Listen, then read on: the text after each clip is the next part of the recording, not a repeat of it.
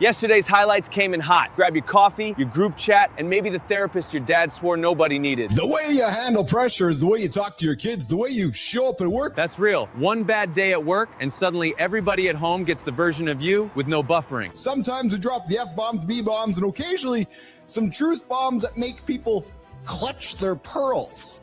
This is the guy who turned down a $50,000 job from college to take a $6,000 assistant position. Most people take the safe money. He took the broke internship route and somehow unlocked the final boss career path. And that decision eventually put him at the U.S. Olympic Training Center, helping build some of the most elite performers on the planet. Today, we're going to unpack how your father's habits, values, and blind spots shape the way you lead. Here we go. Leadership is half discipline, half childhood software nobody updated before having a job and kids. You know, she says to me that, Keith, I need to eliminate decisions in the morning. That's elite adulting. Romance survives a lot, but morning decisions before coffee can end a households. I throw the same thing on like Anderson every single day because it's a great way to not make decisions. Men will call this a system. It's really just avoiding a 7 a.m. wardrobe crisis before the brain logs in. Hey, when you hear guys like Jobs and Zuckerberg and people that wear the same thing, I know that you and I lean in the same direction. There's no decision to be made. And I'm being very serious here. This is such a man conversation right now, which is, why the hell am I spending $35 on a piece of fucking underwear that nobody can see? Every guy has bought one overpriced thing, then acted loyal because admitting regret would hurt more. How did I get $170 for a fucking quick lunch? That's modern life. You leave for a quick bite and somehow finance gets involved. You do catch a glimpse here and there. Like, I didn't know my underwear were $35. And kids are like, you know, your underwear are more expensive than ours that come from Victoria's Secret. I'm like, what are you talking about? I get mine on Amazon. They're like, look at the difference. And that's how I found out I paid $35 fucking dollars per pair. Best decision ever, man. No peer pressure, no decisions in the morning, no fighting. Just kids got up, put the same thing on every single day. Uniform kids is genius. Less chaos, less arguing, less tiny humans negotiating like hostage lawyers before school. And it was a great equalizer too. And then Johnny, mid-ceremony, the guy sat up and joined the fucking ceremony. See, this is why nobody trusts events anymore. Even funerals have main character energy now. But here's what struck me. At 74, you're still trying to fuck with people? Some men age into wisdom. Others treat retirement like unlimited time to be a menace. Like, to your point, it's like, dude, haven't you kind of matured past Jackass or some of those shows that we kind of grew up with, right? They understand what they like. They become more liberated to, you know, do whatever they need to do. I mean, Terry, I think back to the beginning, in 20 years, our sex life is like quantum leaps better and different than 20 years ago. That's what happens when ego finally moves out and real communication pays rent. What I want to know is, what the fuck do the 3% that don't think sex is important? The other 3% are either lying, exhausted, or running on stress, caffeine, and denial. What the fuck is the top of their totem pole? I wonder, or I bet it has something to do with the biological awareness that we are running out of time to reproduce, right? So as we get older, I know I'm not wasting time. Like, holy fuck, man, I'm getting older. I got to rock and roll. Every man gets that moment. Suddenly time feels loud and your lower back has opinions. Lava, 1,000 degrees Celsius, was poured into a Stanley thermos cup to test its durability. At this point, product testing is just dudes turning boredom into a full-time personality. So the question I had when I saw this, who's the dude picking up the hot molten lava to pour it into the Stanley mug? Exactly. The mug is impressive, but I need answers from the guy volunteering for lava duty. If she was going to a surprise party, you might think, fuck, she's 11 years old. Now, context here, you'd be fucked. Yeah. Like if you bump into, God, where was it? I bumped into an old college roommate. I can't remember where. And I was just like, dude, I was like, is that you, Mark? Well, Logan just recently sold his Pokemon card, Johnny, for $16.5 million sterling. Hey, almost $17 million sold this card. This to me is as much a marketing kind of ploy. Modern money is weird. It's cardboard, hype, and one guy turning attention into a second income. You own it, you sell it. He never really cares about the money. It's just one of those things that generates a lot of headlines for him. That's the play now. Sell the thing, then sell everybody the reaction to the thing. Yeah, because it was, he figures he can buy something like this and pump it up and fucking, you know, just by doing this wild shit like this and make extra money on top of it. That just shows how fucking brilliant the guy. Everybody can talk all the smack they want about this guy. but he fucking sees the angles. Say what you want, but Angle Vision prints money while the comments section writes fan fiction. Check this out. 12 seconds of pure chaos. Internet law says if it wrecks your nervous system in 12 seconds, it's automatically content. Don't just show up one day and move quickly. That is a system to the T. That's the boring truth nobody posts. Smooth movement is usually just repetitive stuff done forever. Yeah, that's what the athletes at really, really high altitude, because they get used to dealing with, I don't know what it would be considered, lower oxygen, whatever, how it's described. So that when they get back to sea level, they're just fucking savages. Meanwhile, I hit one flight of stairs and start bargaining with my lungs like an unpaid bill. Fucking breathing through a straw. I was like, holy Christ, man. Nothing humbles a grown man faster than air suddenly feeling like a subscription service. There is an actual physiological advantage when we go to fight in a place like Vegas or something like that. Hey, Rob, so let's set your journey up, man. Let's set your journey up. So you graduated, undecided, and turning down a career opportunity, $50,000 job type thing, and you're just like, no, I'm gonna go tape some ankles for $6,000. That's a terrifying life choice. Stable paycheck on one side, obsession and cheap ramen on the other. I really caught the bug of training with athletes, people who have a desire to compete at the elite level. You either catch that bug or you don't. Then normal jobs start feeling like costume work. Kind of a crazy story. I went back to graduation. I'm walking out of a bar at 2 a.m. and a bunch of the hockey players see me. And I knew them from class, and they're like, hey, we're hiring our first ever assistant strength coach. Do you apply? Career destiny really does text at 2 a.m. wearing hockey skates and bad decisions. But when I told my parents, hey, listen, I'm turning down the job for $50,000. I'm taking the job for $6,000 with no benefits, no school, no food, no nothing. Parents who stay calm during crazy choices can save you years of second guessing in adulthood. They were like, that's fine, it's your choice. You know, there's a huge difference between, I remember when I was in school, the guys who paid for their own way and the guys who didn't. I was one of the guys who didn't, and I didn't fucking take it seriously. So anybody who's taken on some huge fucking debt to get educated, they really are already betting on themselves. Debt is brutal, but free comfort can ruin you too. Pain makes people pay attention fast. So, he stole some shit. And, but he's dedicated his life to making sure that others don't have to go through that. Yeah. We're hanging out with Rob Schwartz this morning, joining us from Colorado Springs. He coached 32 Olympic medalists, 2 UFC champions. That resume is ridiculous. You hear that and sit up straighter like you're being graded. Yeah, I think first I think that mentorship is it's an organic relationship. Exactly. Mentorship is not a random DM. It's earned access to somebody's real life. I see people now reaching out to each other on the internet, and they're like, hey, can you mentor me? And I think that a big level of advisement is great, but true mentorship kind of requires that personal interaction and the day-to-day, so that they see it at your best, they see it at your worst, and they can help you navigate through both and kind of bring up your level. I love what you're saying, brother, because I've been on both sides of that coin. I've been on the side of where I was reaching out to someone who mentored me, and then I've been on the side of where someone that I mentored continues to reach out, and it's fulfilling coming from either direction. I think these conversations are extraordinarily powerful, but yet overlooked. Because people say they want growth, but what they really want is a shortcut with good lighting. They're getting as much from us as we are getting from them, but the dynamic of the relationship is not as obvious that way. I'm like, of course I've got time for you. That's the return on effort. Show up enough, and one day your name opens rooms before you do. Yeah, you used to bust your ass for me. Of course I've got time for you. I would jump up and down on somebody's desk and say, you need to hire this person. And I would do anything for them because they earned that. That's real loyalty. Not likes, not networking, not fake love, just earned trust with miles on it. If you come in and you're just, kind of there for the cool experience, the door's over there, man. Get out of my way. Brutal but fair. Passion spaces get clogged when tourists show up for vibes and content. I don't have time. And some of those are part of the 11 now. And the other 16 or so just chose to accept mediocrity. And so many people are so fucking worried about hurting other people's feelings. A lot of men avoid honesty, then call the silence maturity because it sounds less embarrassing. The difference between being disrespectful or being completely respectful and honest. He gives me a big hug, and he goes, you firing me was the kick in the ass that I needed. And he goes, yeah, I got fired from my next job, but that was different. And he goes, but I want you to know I've grown up so much, and we actually are friends to this day. So sometimes, you know, the hardest pill to swallow is the one you need. That hurts because it's true. Growth rarely shows up sounding supportive or cute. Sometimes those get in the way. But you said it's not what you do, but how you do it.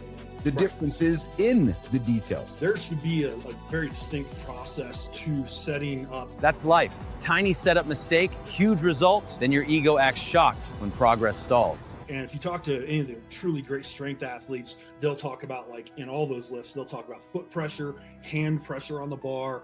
So a lot of times with people that 6 months, 2 years, whatever it is, I fix their setup, and all of a sudden they hit a 10-pound max, maybe even that day. I make the joke, sure. whole life is fucking one system connected to the next. I mean, but it's no different than when Steph Curry takes the free throw. It's interesting, John, because I talk about the idea of a next step, right? That everything we do has a next step. Most of us humans have trouble comprehending that. But if you think about it, John, there's a system, right? There's always a next step. And those that are always taking the next step traditionally will win. Most people want the glow up. Winners get loyal to the next boring step nobody claps for. Well, I want to come back after do Lifestyle Reset Hour 2. Your dad is the reason that you are the leader that you are. I want to have the conversation with the three of us and talk about the influence that our fathers have on us, and perhaps, Rob, the influence you're having on your two little boys. So, team, let's set it up. Lifestyle Tip Reset Hour 2, deep dive back with Rob Schwartz this morning on Mornings in Live with Keith, John, and friends.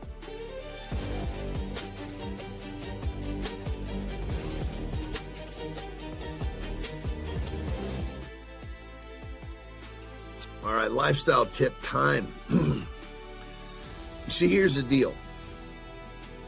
Most of us are not honest with ourselves. And at different points in our lives, probably every one of us is guilty of it, and probably even guilty of it right now. But what I'm getting at is there's a few things. Let's just call it, there's one thing that you could identify, and if you were honest with yourself about that one thing, it would really move the needle forward in your life. You're here because you want something more, and I commend you for that. So what's the tip? Well, I'm trying to give you something that's going to kind of shake the foundation, if you will. So I've done this before to you, so forgive me. Don't know what that was. Forgive me. So go to your bathroom at nighttime, probably around the time that you start making poor food choices and fuck up your self-esteem and all that shit. Take off your shirt. Look at the tits. Look at the jelly hanging over your belt line. And ask yourself, what are you being honest with yourself about? So get in that bathroom, look at those tits, look at that belly, and ask yourself, which issue that I'm not being honest with myself about do I want to tackle first? Rock and roll.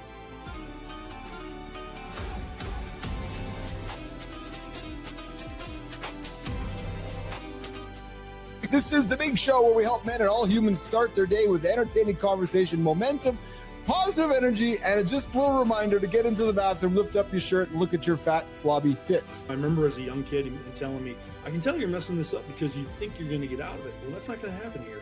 Yeah. That line built a lot of men. Love from dads sometimes sounded exactly like blocked exits. That's like if you're going to spend 2 or 3 hours cutting the grass, you might as well cut it properly. That's every dad ever. If you're gonna do it wrong, apparently don't bother coming home.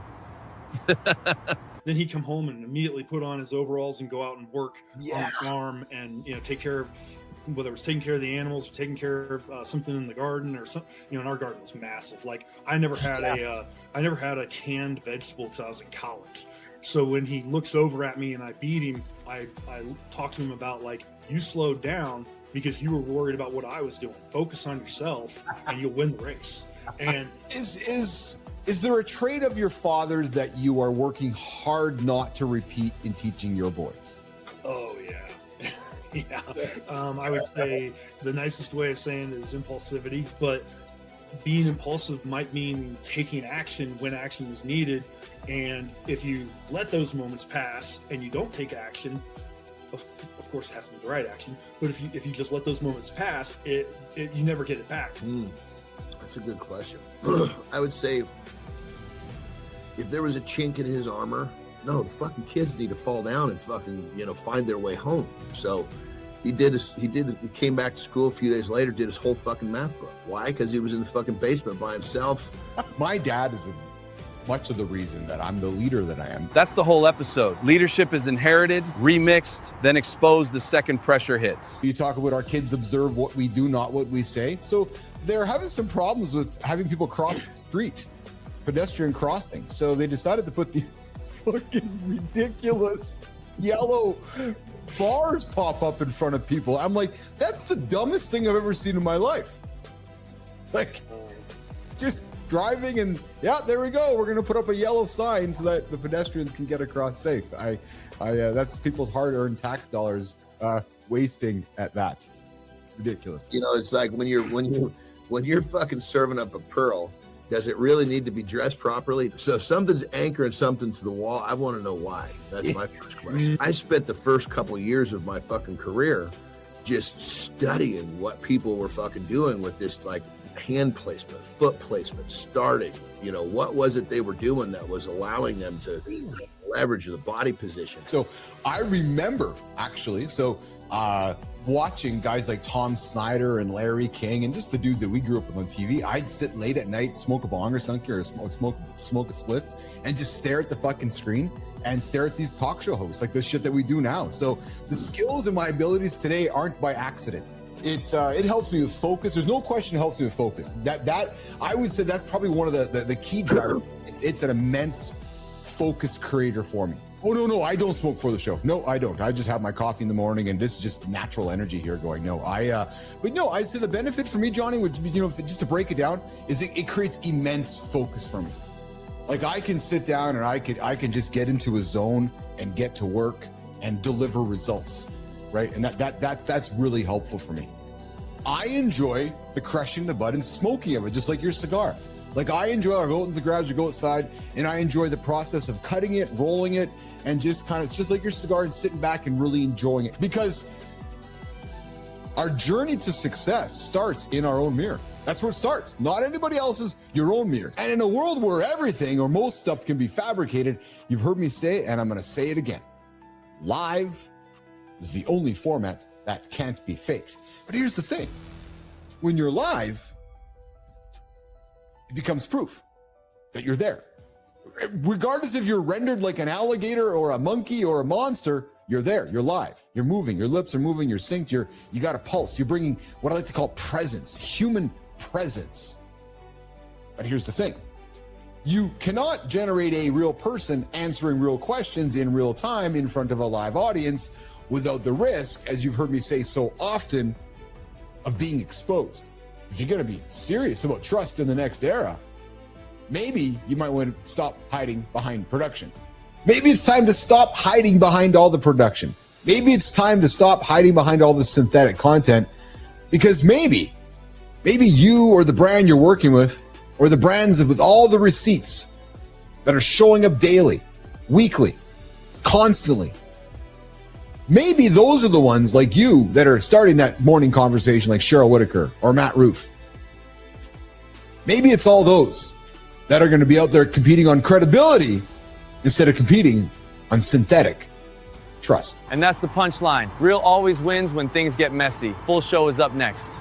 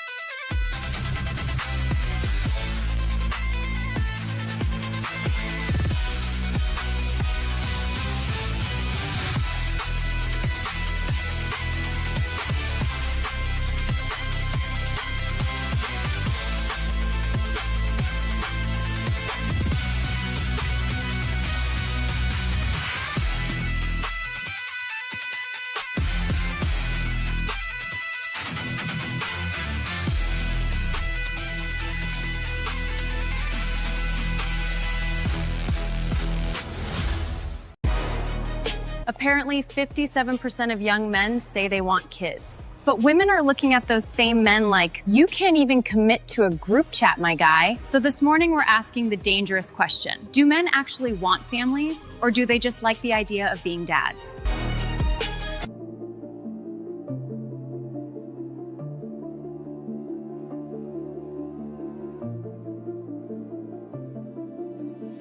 Good morning and welcome back to Mornings in the Lab with Keith, John, and Friends, your live morning show for real talk, motivating content, and entertaining conversation designed to help you start your day with some momentum. It's like a movie, but it's our movie. We're the director, we're the fucking writers. Yeah, true story. Can you become something they notice when you're missing? Because that, my friends, is a much, much harder game to build.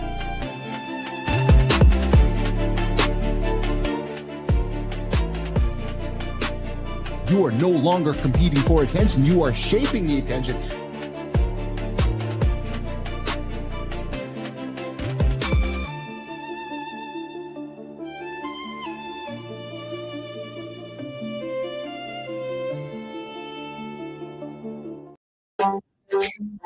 This is a fascinating one today. Because a lot of young men say they want marriage, kids, and all the whole family thing, but then the women are like, huh? What? Wait a minute.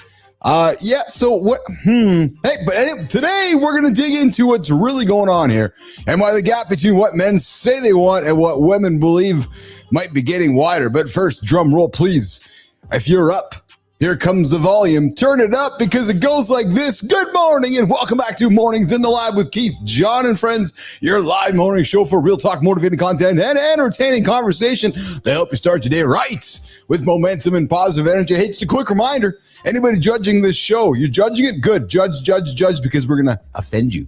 Yeah, R-rated, X-rated. We dropped the occasional F-bomb, S-bomb, and some B-bombs along the way. So if you got the parents in the room, kids, ask the parents to leave the room. This is a kid show designated parental guidance. Yes, children. We want to guide the parents on what the handsome Chief and the handsome John are going to talk about today on the big show. So if you're easily offended, boopity boopity boop. Yeah, this may not be your show. And if you're sitting next to somebody who is, well, tell them to leave. Yeah, true story. And if there's some kids in the room, well, like I said, tell the parents to leave. Hey, if you are hanging out there in the comments, like I know you are and you're a lurker, I like the lurkers. I love the lurkers. Come say hello. Come say hello. Come say hello in the comments and come tell us where are you joining us from today. And hey, I invite you to come find us, mornings.live, and let us know where you're watching from. And hey, we got a poll. Yeah, we got Kai on the poll today. Do you think that Gen Z men will actually step up as fathers? Yes. All right. So my son, your son, are they going to step up as fathers because they want it more than any generation before? They want to, but this isn't set up for it, or talk is cheap. Let's see what happens. And today's daily question for the nation goes like this. If your son told you at 22 he wanted to be a stay-at-home dad, what would you say to him? Would you say, well, I don't know. Is that just what you want to do? Is that really what you want to do? And hey, here's the snooze accountability check into the show today yet. If you head on over to mornings.live, you can check into the show and show us your proof and build your streak. If not, then hey, guess what? If you're still snoozing, you just might be 10 hours behind the guy who is not snoozing. Yeah, true story. So help you guys get up, get after today. Stop hitting that. That is not helping you get up and hit those big, audacious goals. All right, listen. Yes, listen. My invitation is back up on the screen here for you guys. So, what's going on today? The Morning Loop. Yes, the dark truth about Malcolm in the Middle's return, current conversations, reindeer racing, wearables, oral epinephrine. We got a bunch of crazy stuff here today. We got Petro joining us here today on the big show. And we had a guest. We had a guest that had to bump us out. He bumped us out for Mark Cuban today. I'm not sure why he would make that decision, but he's like, yeah, you know what? I got to go pick Cuban over you. So Jeremy Baker will not be joining us today in the lab. He's joining us in the upcoming weeks to join us on Mornings in the Lab with Keith, John, and Friends. All right, so let's keep rocking and rolling here. What else we got going on the show here today? Yes, Morning Focus, the monologue. There's a reason live conversation hits differently. So when things are unscripted, disagreements happen. Tense. It's funny. I was reading a quote yesterday from Timmy Cook.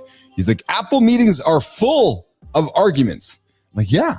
He's like, yeah, because you don't go to a meeting to do big kumbaya. It's not about everybody loving each other.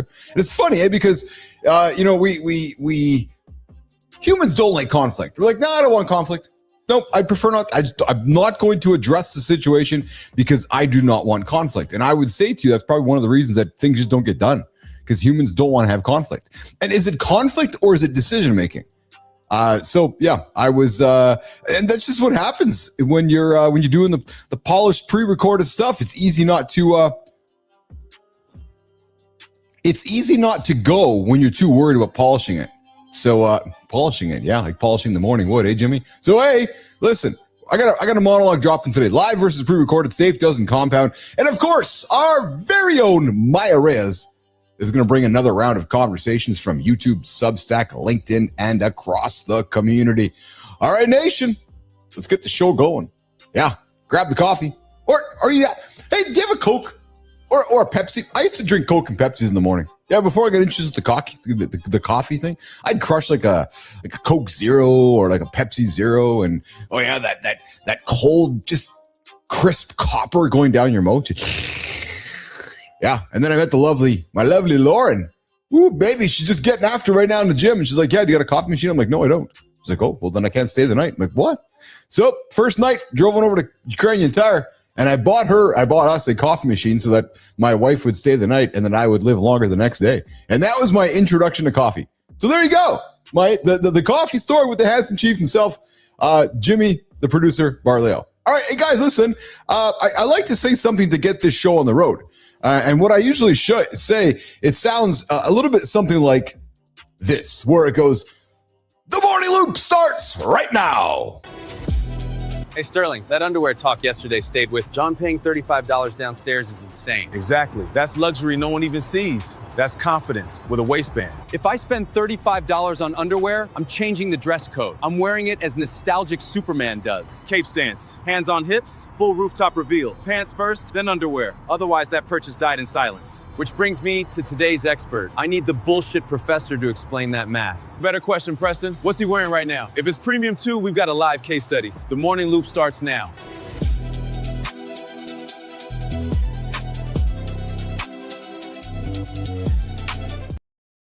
And all right. Hey, Kai, if you get some the conversation starter gallery up for me, that would be very helpful for me today. I don't see a gallery of selections there. So if you can get me set up for that today, that would be awesome. In the conversation starter section, that would be super helpful today, because I suspect we're going to be needing them, because our guest was unable to make it into the show today because we got stood up by some dude named Cuban. Yeah, some and no, not the smoking Cuban. No, it was the guy named Mark Cuban. Yeah, true story. Hey, let's see what do I got on the table here today? Oh, the daily poll. Yes, Jimmy, let's put the poll up on the screen, man. Do you think Gen Z men will actually step up as fathers? I think they are. If they're anything like my son, I think he's going to be a good father. And yeah, do you think your kid's going to be a good son? And hey, the daily question goes like this. If your son told you at 22 that he wanted to be a stay-at-home dad, what would you say to him? Well, so I'll bite that one off first, because I'm the son here. I got the son. Johnny does it. Well, you know what? Who the hell am I? Yeah, actually, who the hell am I? If that's what he wants to do, and he's got a wonderful, supportive wife who's like, hey, dude, you want to stay home and manage the house and manage your life and take care of your mental health, your physical health. And if our family can afford to do that, then what the hell, why not? Like, actually, why not? And I think about it, I'm like, why not? Why would we judge our boy if he's like, hey, dad, yeah, I got a lovely partner. She's awesome. And she's making a lot of cash. And I think that I'm going to stay home. I'm like, okay, that's good. If that's going to work out for you and your family. So I think that there's something to be said for that. I couldn't imagine growing up. Hey, dad, yes, I'm going to stay at home and be a stay-at-home dad. I don't think that conversation would have went out very well about 30, 40 years ago. Probably not. What the hell are you doing? Why don't you go get a job? Yeah, I heard that quite often. Get a job. So There you go. And listen, if you haven't checked into the show yet today, if you don't know what I'm talking about, you can do that right now. Mornings.live. You know, Jimmy, Melissa, Kai have been kind of going back and forth on the branding thing. And we're going to mitl.live, mornings.live. And I feel like I'm more owning the mornings. Mornings.live is kind of where I go at. Mornings.live. Maybe it's the MITL studio, which is the business, but head on over to mornings.live to check into the show and show us your proof. Speaking of proof that he's there. Oh, he's looking jacked this morning. Jimmy, I see the proof. He's driving in his new nickname, The Proof, John Anderson.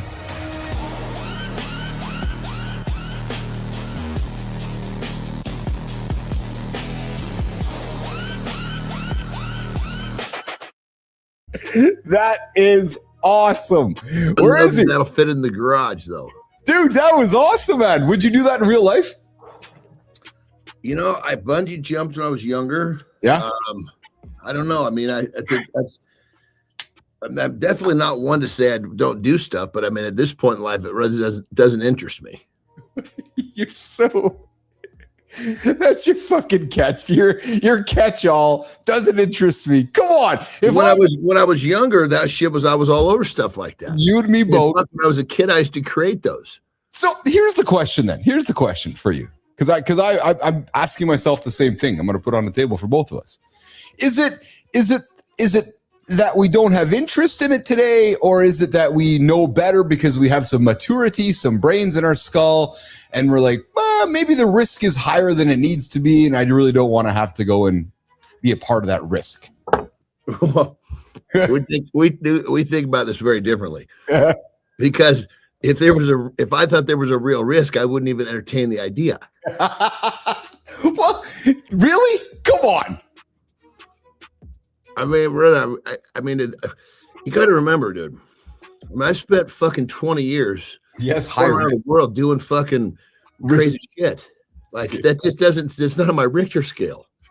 You know, when you put it that way, right? You're right. I'm like, for 20 years of my life, I flew around the world doing some of the riskiest shit, actually, that humans won't do, and you were doing it. So you're like, yeah, maybe just going bungee jumping between a couple buildings isn't too interesting to me today.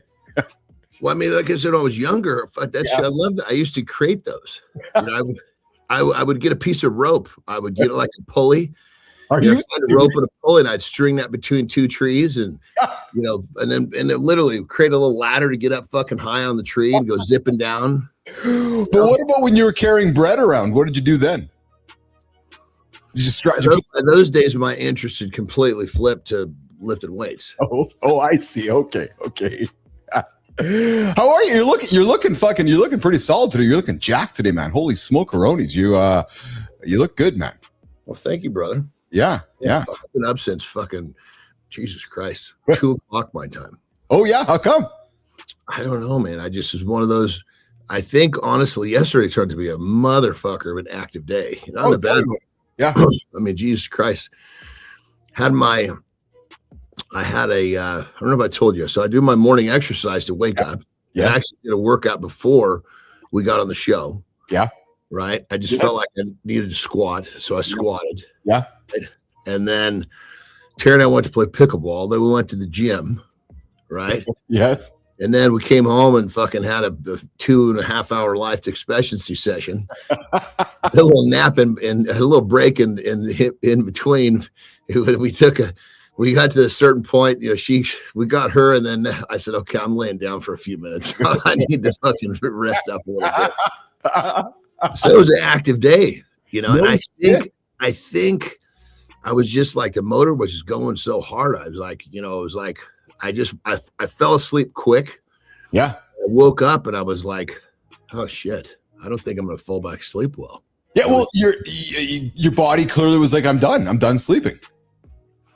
Well, but I stayed. I mean, ultimately, I thought that, but then it was too early at that point to get up. So I tried to stay in bed a little bit more, and I was like, well, shit, I'm just kind of wasting time here. So I did get up, and I wasn't sharp. Just laying there. Yeah. Yeah, I don't like to lay there. So what I did was, here's the fucking cool thing about it. Yeah. Like, okay, you can make yourself feel better. It's just you feel terrible and you don't want to do it. And as soon as I said you don't want to do it, I walked over to the fucking one carpet in the fuck we have in the house. doing fucking burpees and woke myself up and felt like $1 million fucking bucks. I love that. I love how you. I love that brain thought process, right? Because I don't want to do this, which was the whole reason that you. That's did. the trigger. You know, as soon as I say that to myself, that's not, if that doesn't fit my identity. Yeah, I can say it. Yes, but I better be in fucking motion doing what I'm saying. Yeah. No, I hear you. That's a good way to walk yourself out of that conversation, so to speak, for sure. Yeah, it's dude. I wake up today, building a business, and I've talked about it before. I love being an entrepreneur and solving problems. I think there's nothing more enjoyable than that. Like, seriously, that's where my interest lies. Yes. Some of the stuff that got cooking with, it's like what we're doing. It's growing. It's fun. Yeah. And then when you push a button and a new fucking door appears, and you're looking at a brick wall, and all of a sudden you push a fucking button and the door you couldn't see opens. What the fuck was that? Hell yeah, I want to do that again. Yeah, well, and exactly it. That's exactly it. And I know. I was thinking about this as I was coming into the show today. I think a lot of people, we talk about leadership and decision making on the show often, Johnny. I think I'm going to suspect that one of the reasons people don't like to make decisions is because they don't want to solve a problem. And I know it sounds so obvious, but there's a lot of, it's hard to solve a problem. And I know, again, another obvious statement, but I make it because when you're intentional in solving a problem, the feeling of that this morning, you're like, I don't want to go do something today. Oh, I got to go do something today. Look what happened. You solved your own mental problem. You felt good about yourself. Like, that's a decision, a result. Boom, get after it. Right. I found that quite fascinating, actually, because it's easier not to solve the problem, and it's easier for this morning not to do the burpees. And you're so correct. And the worst part about that is when you take that path. Yes. There's something, it just kind of fucking doles off how you feel. And every time you make another one of those decisions, you get a little bit more numb. Well, that's exactly it. Your brain's like, okay. You go the other way and you're alive. Your nerves are fucking heightened. The other way, you're just numbing up. Yes. Hey, I got a daily question on the table today. So, Johnny, we had a guest that had to bump us today. Jeremy Baker was supposed to join us this morning. We got Petro joining us top of the hour. Jeremy Baker had to pick Mark Cuban over you and I this morning, so don't hold it against him. But the guy sent us a note. He sent us an email, so thank you, Jeremy, for that one. But brother, here's a question for you, man. So you have daughters, and it's our daily question today. You have daughters. I have two, and I have a son. Let's assume you had a son. If your son came home at 22 and told you that he wanted to be a stay-at-home dad, what would you say to him? Well, I would say whatever makes you happy. First off, what I would say. But going back to the beginning when you said that, I always made the joke. Yeah. That if I did have it, because I was hard on my girls, and they were girls. Yeah, I'm sure. If I had a son, the fucking state would have taken him away from me. I can only imagine John Anderson's son. Yes. Oh, fuck. But when it comes down to it, it's like my girls, and I think I got a little bit of, how would I say? I kind of got a cheat code to figure that out early on, because when they were little, they think daddy's a hero no matter who their dad is. You're a fucking garbage man. They think you're. When they seeing me on fucking television and going to these fucking shows where there's 20, 30,000 people and watching me walk out. Yeah. They're thinking, they said to me, like my middle one especially, she's like, Dad, I don't think I'm ever going to be like you. And I was like, and she's like fucking 8. Yeah. Right? Yeah. I'm like, sweetheart, you're not supposed to be like me. You're supposed to be like you.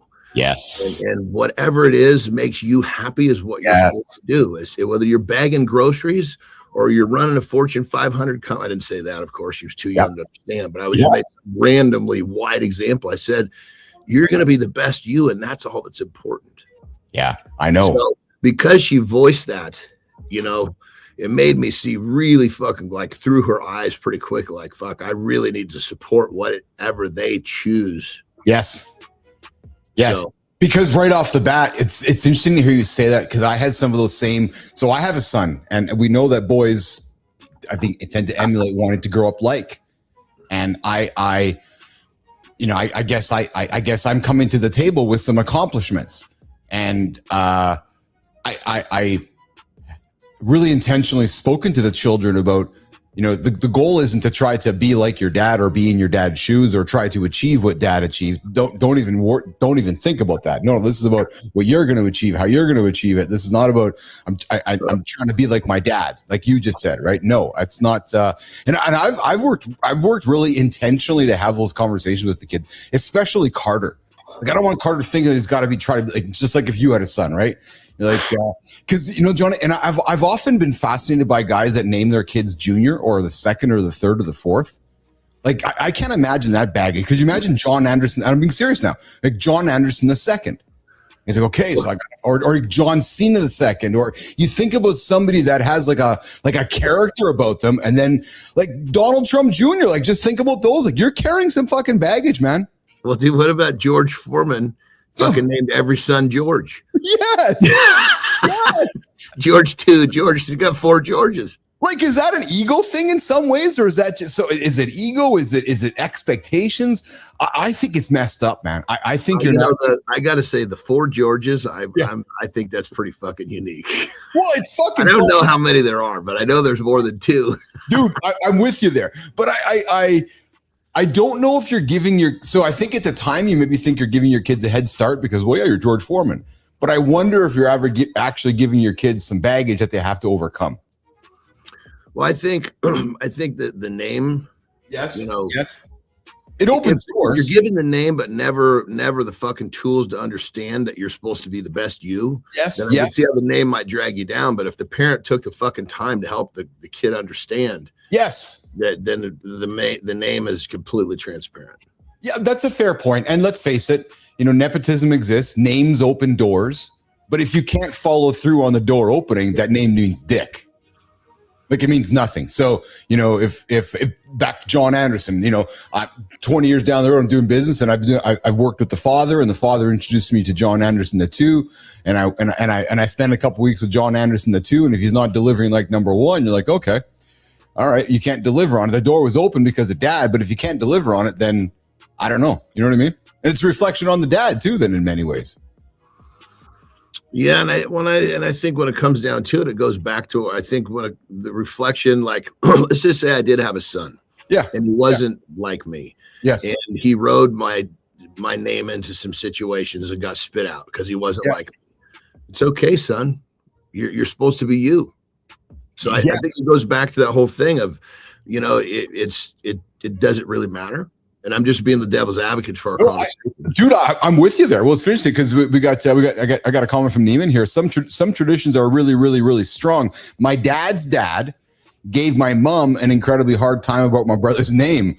The compromise ended up being the family name plus my mom's dad's name. Oh my mercy, right? Well, and I know somebody, John, that it's a man embarrassed of his parents. Disowned his parents when he married his wife, took his wife's last name because he didn't want anything to do with his mom and dad's last name. Wow. Yeah. It's kind of interesting. Terry refused to take a last name until mine. No shit. She was married twice before me. Okay. Never took another last name until me. No shit, eh? Yeah. Is that important to you or it didn't matter to you? Is whatever she wants. Yeah, that's I knew that answer. That's why I still wanted to ask. I was honored. I was like, wow, that's cool. Yes. But it wasn't like I, because she had said that early on, I just kind of assumed that wherever we went, she's going to keep her name. Yeah. So for the longest fucking time, we never even fucking talked about it. And then somehow, I don't remember, she said something and it was like, wait a minute. It sounds like there's a hint here.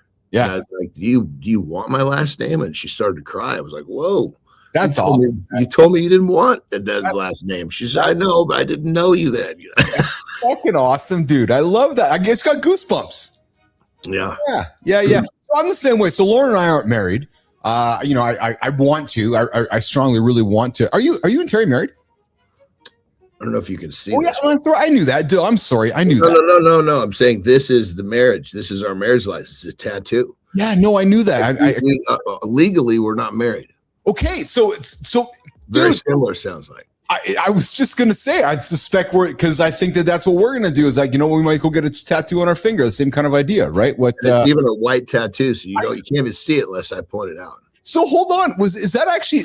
So I'm learning here, like actually a white tattoo, or is it and I'm serious, it was like a suntan like tattoo, but actually, so No, a white truly white. They put white ink in there. Yeah. Oh, that's smart. Like Terry, she's darker skinned than I am. Yes. So you can see hers much more prominently. Yes. Yeah. We probably should have given mine just a Scotia tint or something. Dude, that's brilliant, man. I like that. I might have to borrow that idea. I like that idea a lot. But you know what type of fucking benefits that gets you? What? From a business standpoint, you've got two different entities. Oh, well, yes, of course. Yes. Yes, of course. Yeah. It's like, like when I got fucking just rocked in the fucking real estate world, we just fucking climbed, but we just kind of didn't worry about my fucking credit for a little while and fucking climbed on hers. Yes. Oh, dude, I've known a lot of people that way. Yeah, but if you're married, you got it's one fucking set. Yeah. Well, yeah.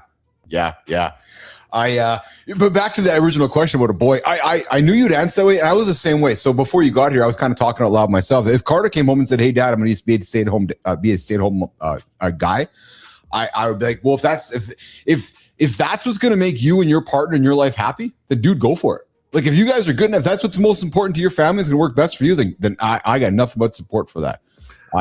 One of my nephews. Yeah. I mean, we kind of knew it, but he came out and just was, said, "Okay, I'm gay." Yeah. Right?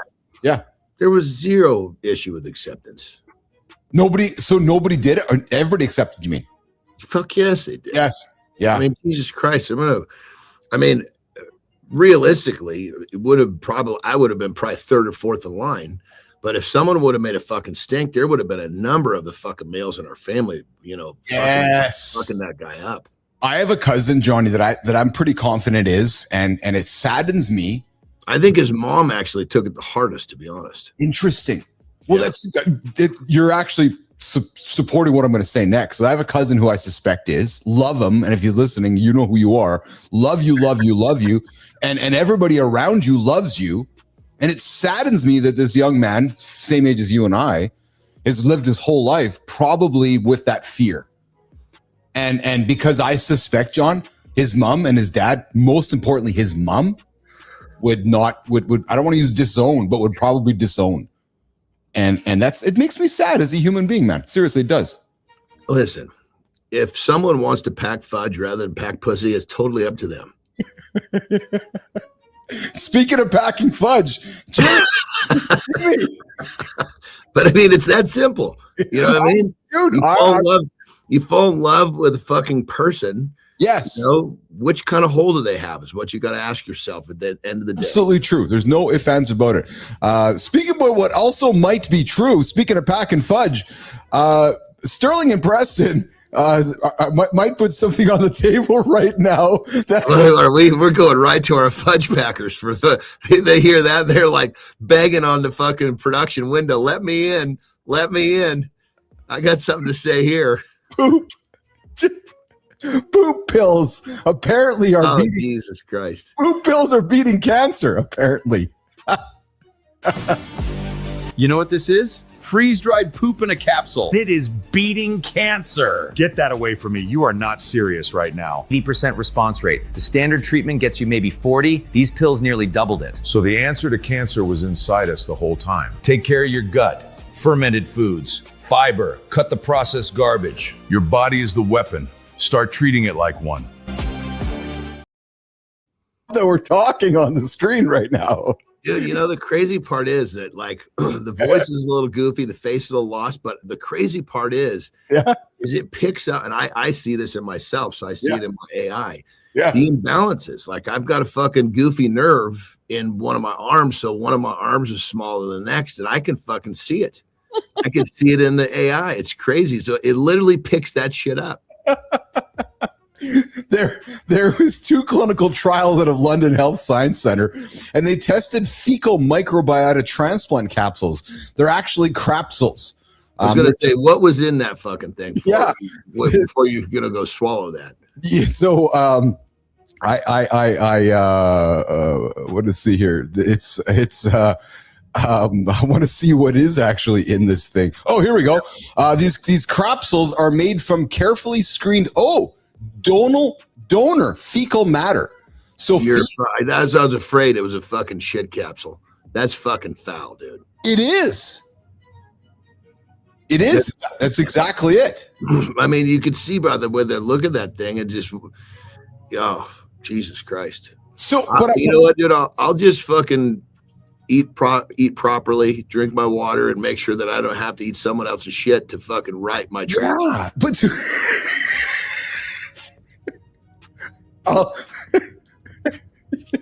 I mean, that's what it comes down to. Okay, you're gonna fucking eat Big Macs for the first 20 years of your life. Well, let's start fucking gobbling down someone else's shit for the last 10 years of your life. Sound like a good fucking trade? No. That's exactly what I was thinking. You eat 20 years of shit, and then you get to eat somebody else's shit. Then you literally have to eat another 20 years of shit. Good morning, Jay. So the science behind it, though, John, I know you're going to appreciate that. Actually elegant with your gut microbiome. And you know the gut, man. The trillions of bacteria living in your digestive system directly influence how your immune system fights cancer. So these capsules replace harmful bacteria with healthy ones from carefully screened donors. So I want to break this down just like the simplicity, because you like to do that. So what this is saying to us then, brother, is that I'm a super healthy motherfucker. They've taken my fecal matter, put it into a capsule. You're not a healthy motherfucker. You're going to eat this thing to get my fecal matter to make your stomach healthier. That's basically what they're saying, right? Basically. And the person that thinks that he would rather eat someone else's shit than just start to eat right, I do not understand that thought process. Me neither. When you think about that, right? But I mean, I suppose it's the same fucking way of a guy who, you know, he's a type 2 diabetic and he keeps eating his fucking donuts and giving himself the fucking shot so he can continue to eat his donuts. Same fucking concept. I've been around people like that, and it fascinated me. I was around some people a number of years back that I watched that exact situation because I was new to learning about that. I was like, wait a minute, you're taking what? I'm taking my insulin so I can go have a donut. I was like, wait a minute. Yeah. No, that was exactly it. And I found myself puzzled in the conversation because I was learning more about diabetes and asking questions about it. I'm like, wait a minute. So you're doing that to manage that so you can eat that? Yeah. Oh, okay. I mean, somehow what has become normal is fucking unbelievable. Yeah, oh, absolutely. I'll tell you what's not normal. So we lost an actor way too young. And I know you'll appreciate this because I love this segment Committed because it just shows somebody's heart, they're committed to something. And we lost an actor way too long. One of the greatest movies ever, I think. And his name was Heath Ledger. Now watch this scene here. It's Batman Begins, I believe it is actually. But so this at the end of the scene, it's actually over, but they kept it in because of how he reacted.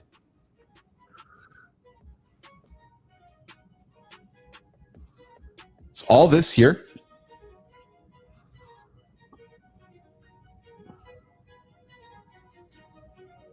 Like that last part was not part of the scene, but he, I guess, when I was doing some research on this clip there, the scene was supposed to end just as he walked out, but he stood there and he kept the scene going, and they kept that in there, which I thought, so like right there, like it was supposed to be over. Yeah, there's some actors are fucking good at putting in these little blitz, and they'll do it, not knowing if it'll get kept, but then in the cut, they're like, "Fuck, this is gold." It is, yeah, and I love when you see those scenes because what's going through that dude's head? He's like, okay, I think I can make this better, right? And that's I thought that was quite fascinating, and he was a good actor. That was a great movie, man. That's a good actor too. When you see like I'm trying to think the last time I saw something like this.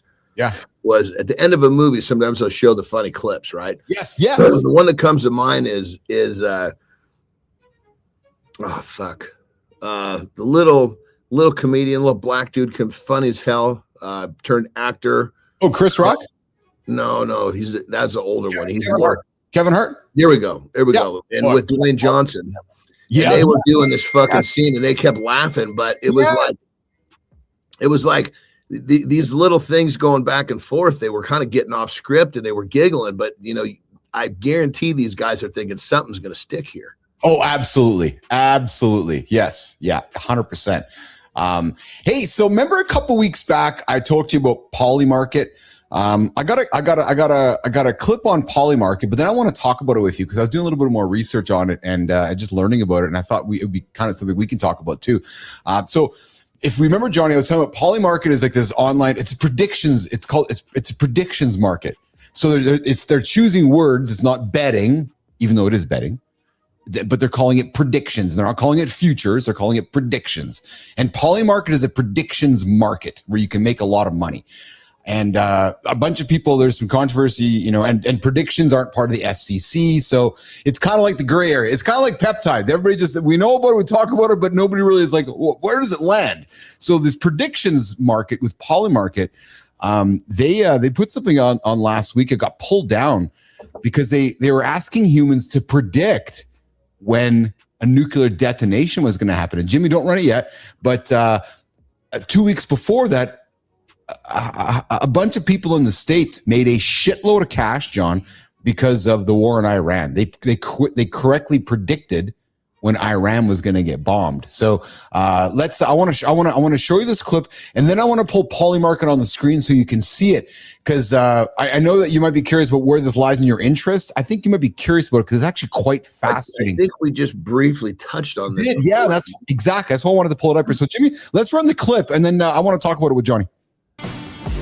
Polymarket had a market where you could bet on a nuclear detonation. Real money. Hundreds of thousands in volume. They pulled it after the backlash. But the real problem is the insider trading on Iran contracts before U.S. strikes. Real problem. Prediction markets are supposed to measure risk. This one just proved people will bet on anything, including the end of the world.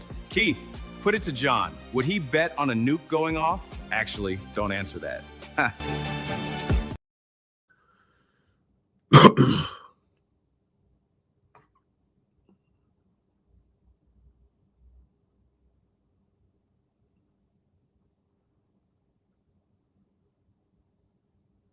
Hello.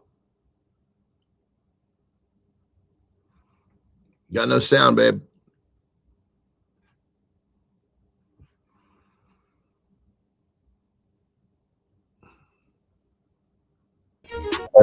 There we go. I think we're only on screen. When you guys pull me off screen, you guys got to unmute me again here. So Johnny, start over because you not one word was heard. Yeah, I get you here. So where is it? Right here. There we go. Good.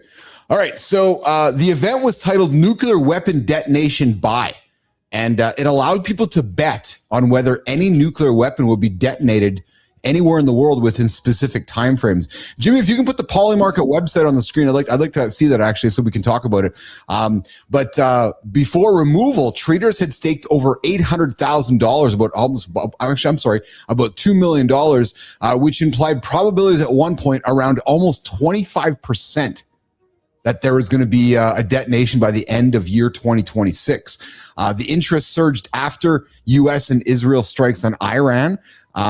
But what is it? So to answer your question, Polymarket is a crypto-based prediction platform where prices reflect crowd-implied probabilities, so that 18 to 20, so that it's all crypto-based, but very much like a market where you can bet on things happening.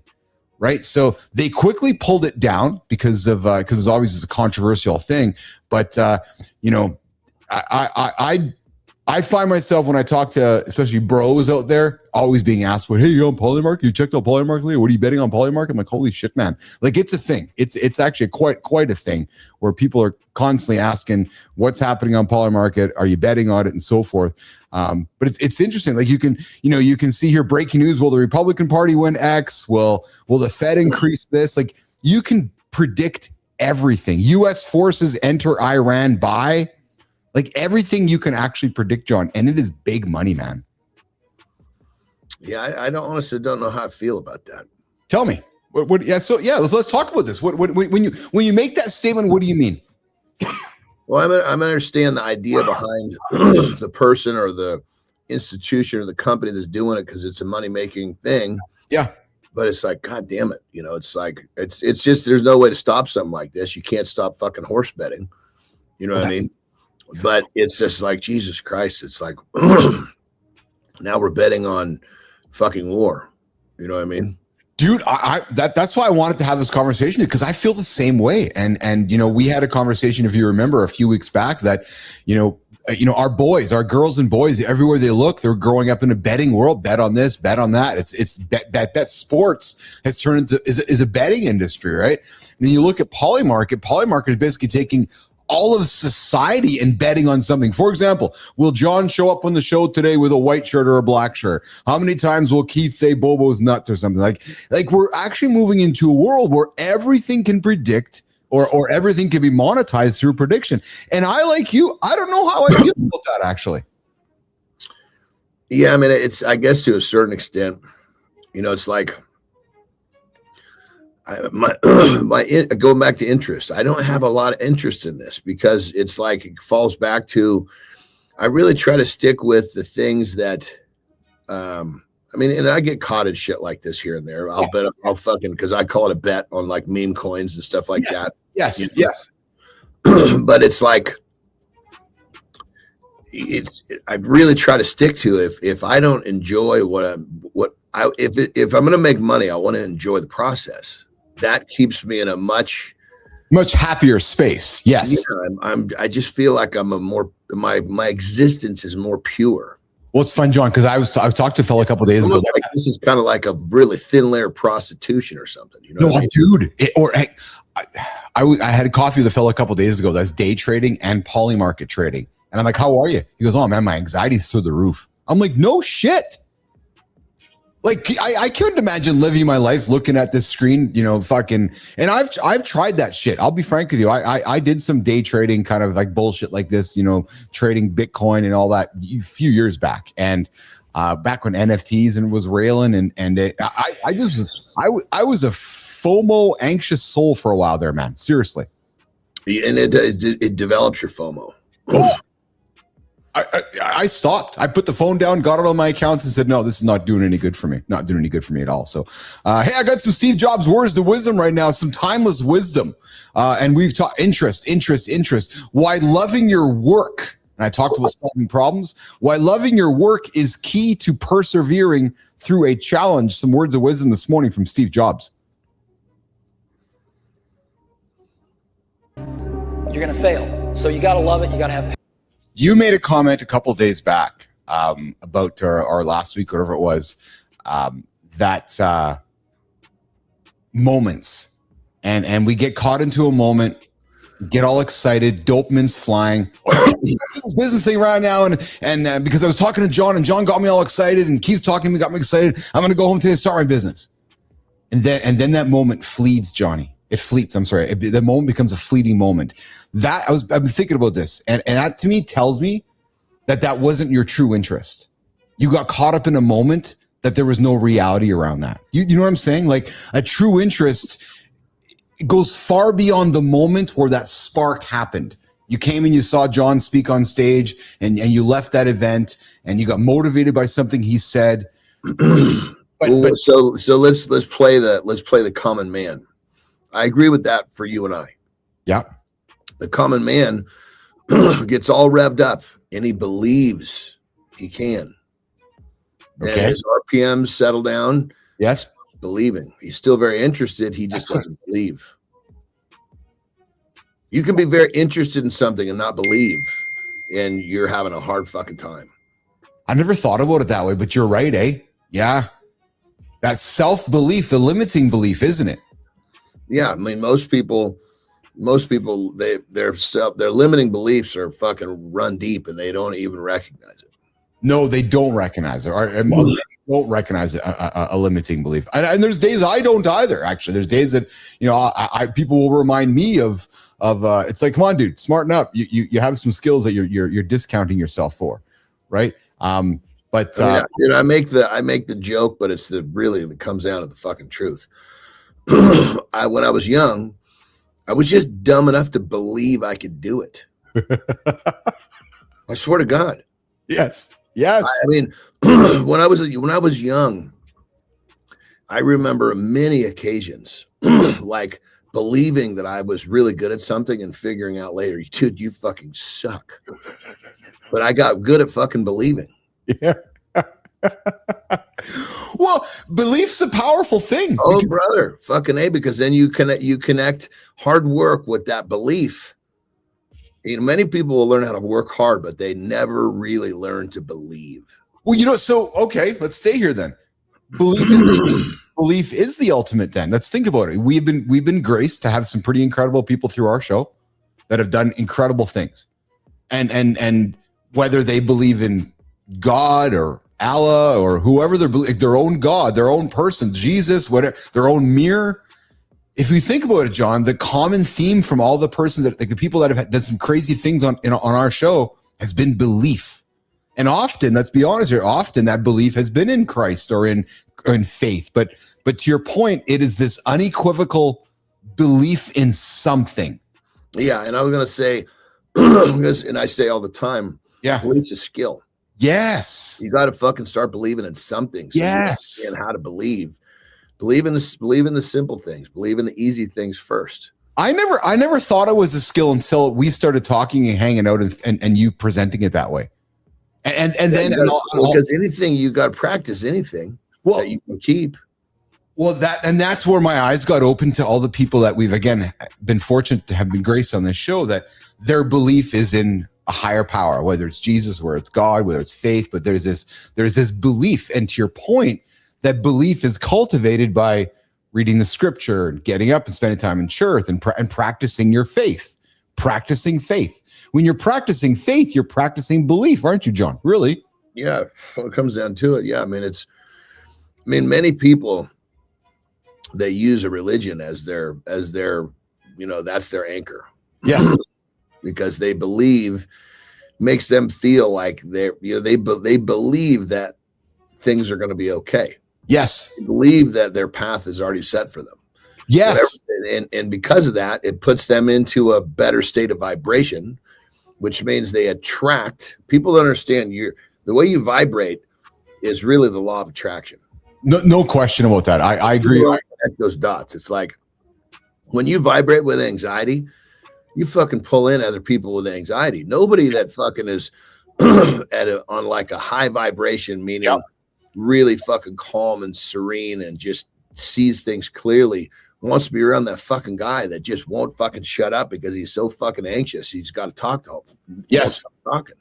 That's why it's so easy to call the gym the church, because when you go to the gym, you have to find a belief that you can do hard shit, lift up heavy things, put heavy things down. Like there's a belief mechanism that you have to have when you go there.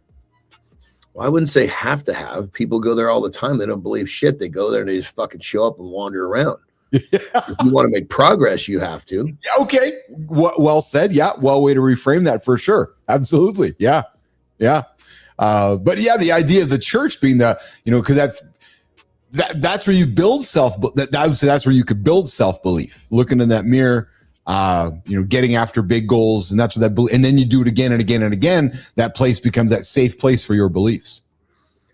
I mean, with the gym, the first thing you got to believe is that you can get there when you're supposed to. Hard for many. Absolutely for many. Yeah. Good morning, everybody. Hang out with Keith and John this morning. I'm Mornings in the Lab with Keith, John, and friends. For about 10 or 12 minutes. So we got Dr. John Petrocelli joining us. Have some fun conversations today. 50%, over 57% of young men want children, and women are like, what? What do you mean you guys want kids? I don't. We're going to have that conversation with Petro coming up in the second hour. Hey, I got an AI or not AI clip to throw at Johnny here to see if he can figure this clip out here, whether this is an AI generated clip. One of the ones that you bit on that fucking cruise ship out in the middle of the fucking desert. Is there another one of these? Yes. Is this real or not real? Not real. Yeah, I'm going to guess not real as well. I'm actually gonna guess, and I don't know the answer. Was pretty easy to fucking spot, actually. Yeah, I would say so. Jimmy Kai, is that real? I'm going to assume it isn't real. I'm getting so many things that you can see that make it not real. I can list out 4 or 5 right now. Yeah. Oh yeah. It certainly does not look real at all there for sure. Yeah. Look at the cardboard. The cardboard doesn't have flex, no nothing when the pincher grabs it. Doesn't clinch on it. Yeah, I was going to say there's no pinch on it at all. If it was an empty box, there would still be some movement on that. There'd be a pinch for sure. There would be. Yeah. 100%. Yeah. Hey, what are you guys doing this weekend? You and Ter? What do we got going here? So it's our neighbors coming. One of our to the left. Yeah. Facing the house. He's coming in for the weekend. He's one of our good buddies, so we love to see him. So we're going to hang out with him for the weekend. We're going to actually enjoy the beach because we actually had a dock built, a new dock built, and we also had when he was back there, we had him kind of grade the beach. So it's like a really fucking cool kind of shape. So the water was in a little bit. Yeah. And then they had to dump a bunch of like 4 inches of fucking really fine sand on there. So so it's kind of it's the beach has kind of got a new flavor this year. So that's at the lake house then. Yeah. So we'll probably my buddy, he just comes up here. He lives in Huntington. Just comes up for the weekend and hangs out. So a lot of times when he's here, we'll go down there and actually see him. He comes to Mexico, so Tahoe. So he's one of our, I guess what it comes down to. Yeah. Because we've been here for 4 or 5 years and he moved in literally the same time we did. And we hit the fucking neighbor jackpot with this guy. Oh, really? Yeah. Oh, fuck. Because you know how many times you get a neighbor like this guy's a fucking blowhard. Yeah. Jesus Christ. He's totally not that guy. So I'm very grateful when he comes into town. Like we've had neighbors that were like, fuck, man, these motherfuckers, we need to go somewhere to get away from this neighbor. I've been pretty fortunate. I have had good neighbors here where I live here. I've been quite fortunate with that. I've had some bad ones in the past where I lived previously, but good neighbors or bad neighbor, that changes everything. I'm curious about the beach though. So when they're hauling sand in, like and I'm being serious, my question, your lake doesn't freeze over. It doesn't get that cold, right? No, dude, we're in California. Remember? Yeah, no, I know, but you're also you're northern though. Like it does get a little bit cold, but there's not even a crust of ice on it ever, right? Like it never. Dude, I don't think there's a fucking lake in the goddamn state that fucking freezes. Okay, I didn't realize that. I thought maybe we're pretty south too. Yeah. So it's there's no fucking way. I mean, granted, I suppose, with some crazy weather pattern, you might see something freeze in California, but I mean, we'll be lucky if we see even just a little bit of like frost somewhere. Yeah. I know that because everything freezes over here when they're cultivating beaches or doing any kind of work around the beach area, that's all done on the winter on the ice. They'll drive the big machinery on the ice and on the snow, and then dump sand, dump rock, or if they're doing buildups, so that when it melts, it's got a nice. What they do here is every 3 years, we let the lake down during the month of January. Every third year, there's 30 days where the lake is down. Oh. Probably from the normal shoreline, you could walk out 25 feet. Is it a man-made lake? They control it? Yeah. Oh yeah. Fuck yeah. I see. Okay. Why do they lower it? So that people can work on their shit. Oh, no kidding. Okay. Yeah. So if I didn't do it this year, I was gonna have to wait 3 more. Oh, I get it. Is it a hydro lake? Is it a lake to power? Is it for power purposes, John, or is it? It's called pleasure purposes. Nice. Okay. Well, I asked because we have there's a bunch of cottages and stuff on the river and lake system around here, but Manitoba Hydro, our big government power company, is often lowering and hiring the lake or the river. So you as a owner on the waterway sometimes have to adjust because water's high, because of the dam upriver or downriver, right? So That's why I was curious to know if that was why. Yeah, this place is. I mean, it actually kind of worked out well. So the original plans for this place were supposed to be 3 lakes. Oh, really? Okay. Only one got built. I don't know what happened. Somehow the contractor went about his, or the developer went about his way wrong. Finished the first one, and I don't know if he fucking bellied up or whatever happened. But but I'm fucking loving it because we're on this would have been the smallest lake of the 3. Yeah. It's like 55 homes. So it's like this little fucking, it's this like little jewelry box fucking hidden out in the desert. When you guys, how did you guys find that place when you moved there? That's fucking good question, dude. So when we moved from, I always lived on the water. We lived on the bay. Yeah. So I wasn't fucking buying a house unless we were on the water. This is, so I basically, so we were moving south, and so I started looking at all the lakes, all the like Canyon Lake just outside of LA. Oh yeah. Problem was, it was just like our one up. I mean, it's when you're like in NorCal. I mean, fuck, the lots were so goddamn little. You could spit on your neighbor.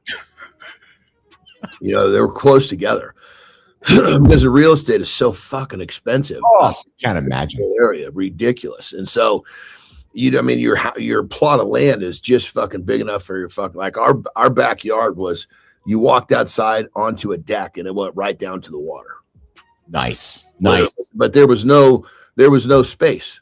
The front was basically a fucking driveway and a small patch of fucking grass, which I turned into a fucking koi pond. But I mean, there's no space. So when we were looking for this, we were looking at Canyon and these few of the lakes, and I was like, I was showing Terry, she's all, God, it'd be nice if we could be a little bit more, I don't know what word she used, but where we had more space and we weren't in so tight. Yeah. So I started fucking looking at lakes that were further out because you don't find that they're just too populated when they're close to the bigger cities. Yeah. So I went and I basically stumbled across a handful of little lakes, and I was like, well, how did fucking find these things? So this is my OCD. I went into Google fucking what do you call it? Google Maps. Yes. And I just started fucking coming down and looking for bodies of water. And then once I found it, I would fucking search in, and I would basically find a street name, right? And then boom, that's how I was locating fucking lakes, because I could see geographically where they were located. Brilliant. Yeah. And then you essentially did street view, and then kind of quote unquote drove around the neighborhood, orientated yourself. And it's like, okay, once we found lakes that we wanted to look at, then we just started coming out and fucking driving around looking at lakes. Yeah. Yeah, like this house where we kind of stumbled across this one because there was this house and my neighbor's house that he was just telling you what he bought up for sale. And basically, it was neither one of them caught my eye with the listing, right?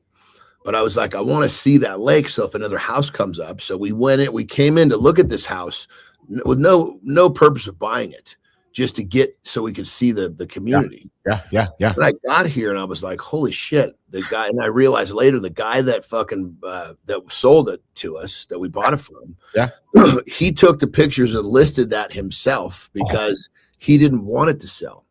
His wife wanted him to list it. So it did not, you couldn't tell what was here. Yeah. I showed up, I'm like, what the fuck, man? This thing has got so much potential. And so, like, perfect example, like on the main house, the master bath and the guest bath have a door to go into the bathroom, but another door to go out to the fucking pool. Oh, nice. So you can go from the pool straight into it, right in. You never even have to enter the house to get to the door. Yeah. Little shit like that. And I was like, oh. Yeah. I was like, this fucking place. I mean, granted, at the time there was no pool, but so we put one in. But I just saw the vision immediately. That's awesome, man. That's awesome. John Anderson, Keith Billis, this morning on Mornings and Live with Keith, John, and friends. Dr. John Petrocelli is in the green room there. We're going to join him here in a couple of seconds here. We're going to do a lifestyle tip with Anderson, reset hour 2, and come back and get into a conversation about men want more kids apparently than women these days. I know Johnny's got some daughters. I got some daughters and a boy, and Petro's got a daughter, and I'm kind of curious. We're going to have the conversation. That conversation is going to start in about 4 minutes this morning, live on Mornings in the Live with Keith, John, and friends.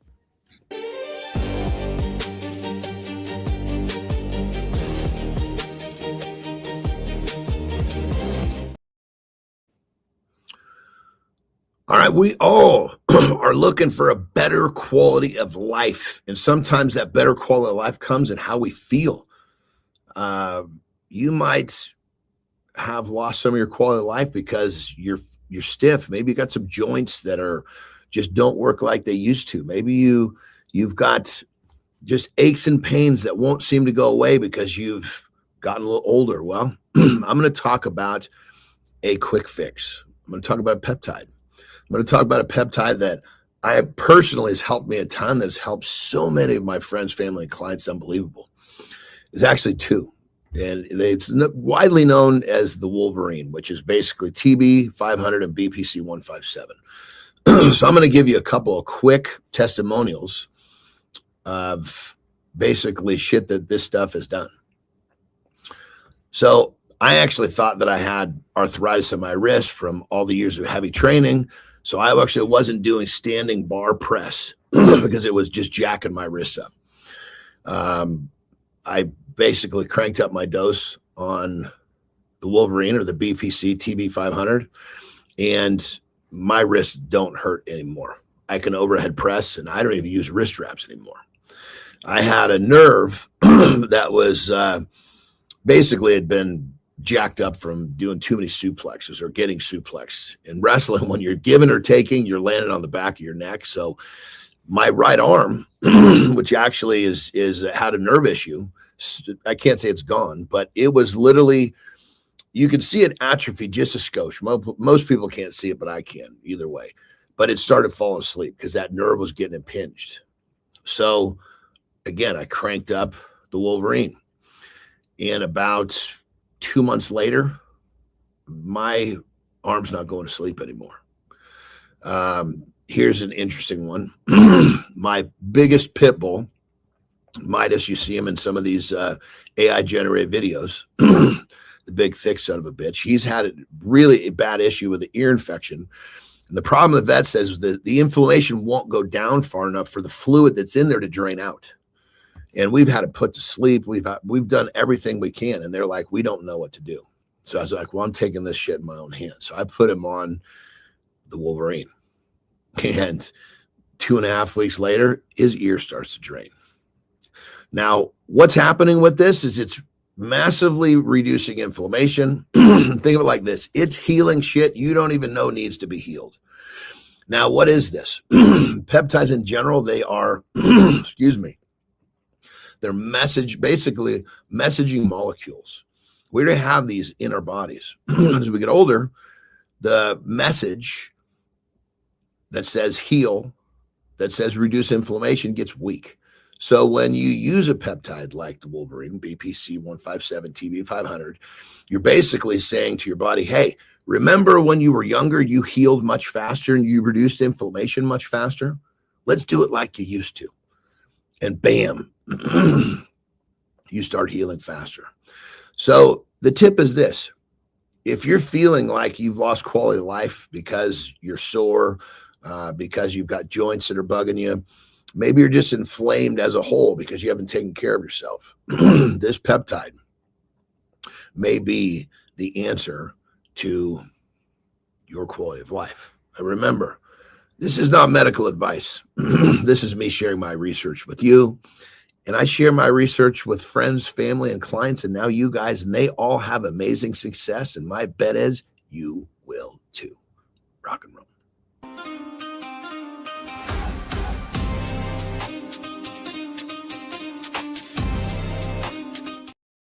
All right, welcome back to Mornings in the Live with Keith, John, and friends. You're listening to the big show where we help men and women and every human on the planet start their day with some fun, entertaining conversation, some momentum, and some positive energy. So, hey, if you're just joining us, you've been lurking in the shadows like Cheryl Whitaker. What's going on, Whitaker? I missed you yesterday. I've had a head down crazy kind of week. I'll come knock on your door later today or tomorrow. But guys, if you're new to the nation, head on over to mornings.live. Check in and let us know you've been watching from. Come check into the show. Come say hello. Mornings.live over on the Mornings in the Live network. Mornings.live. Come check out the daily poll, the question of the day, and of course, build some proof. Check into the show and show us your streak.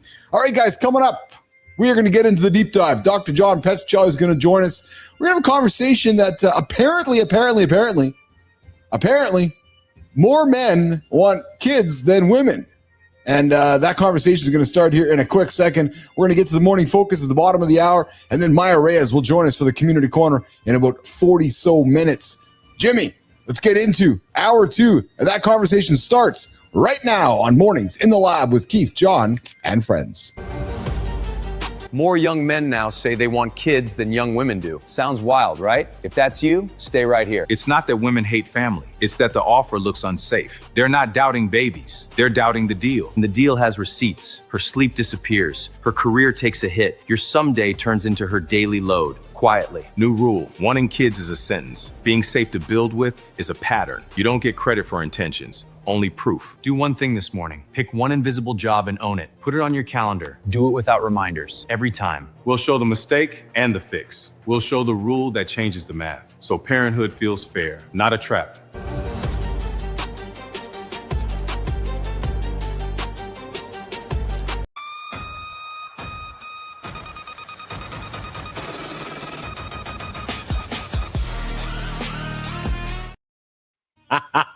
Oh, hey, Petro in the limo. What's going on? How are you, pal? What's going on today? What's up, Excellent. bro? Not much.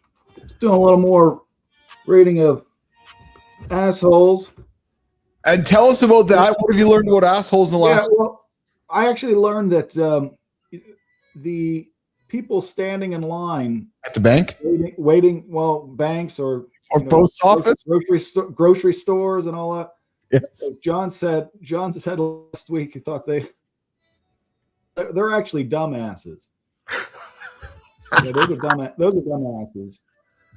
So not assholes by the theory, but just not very intelligent, I guess. But Well, brother, when I go to the bank, I don't stand in line. I'm meeting with my rep.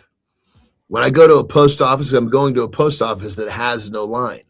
yeah. So yes, I think that people that waste their time with waiting in line, we'll let the name kind of fall where it may. But Dumbass.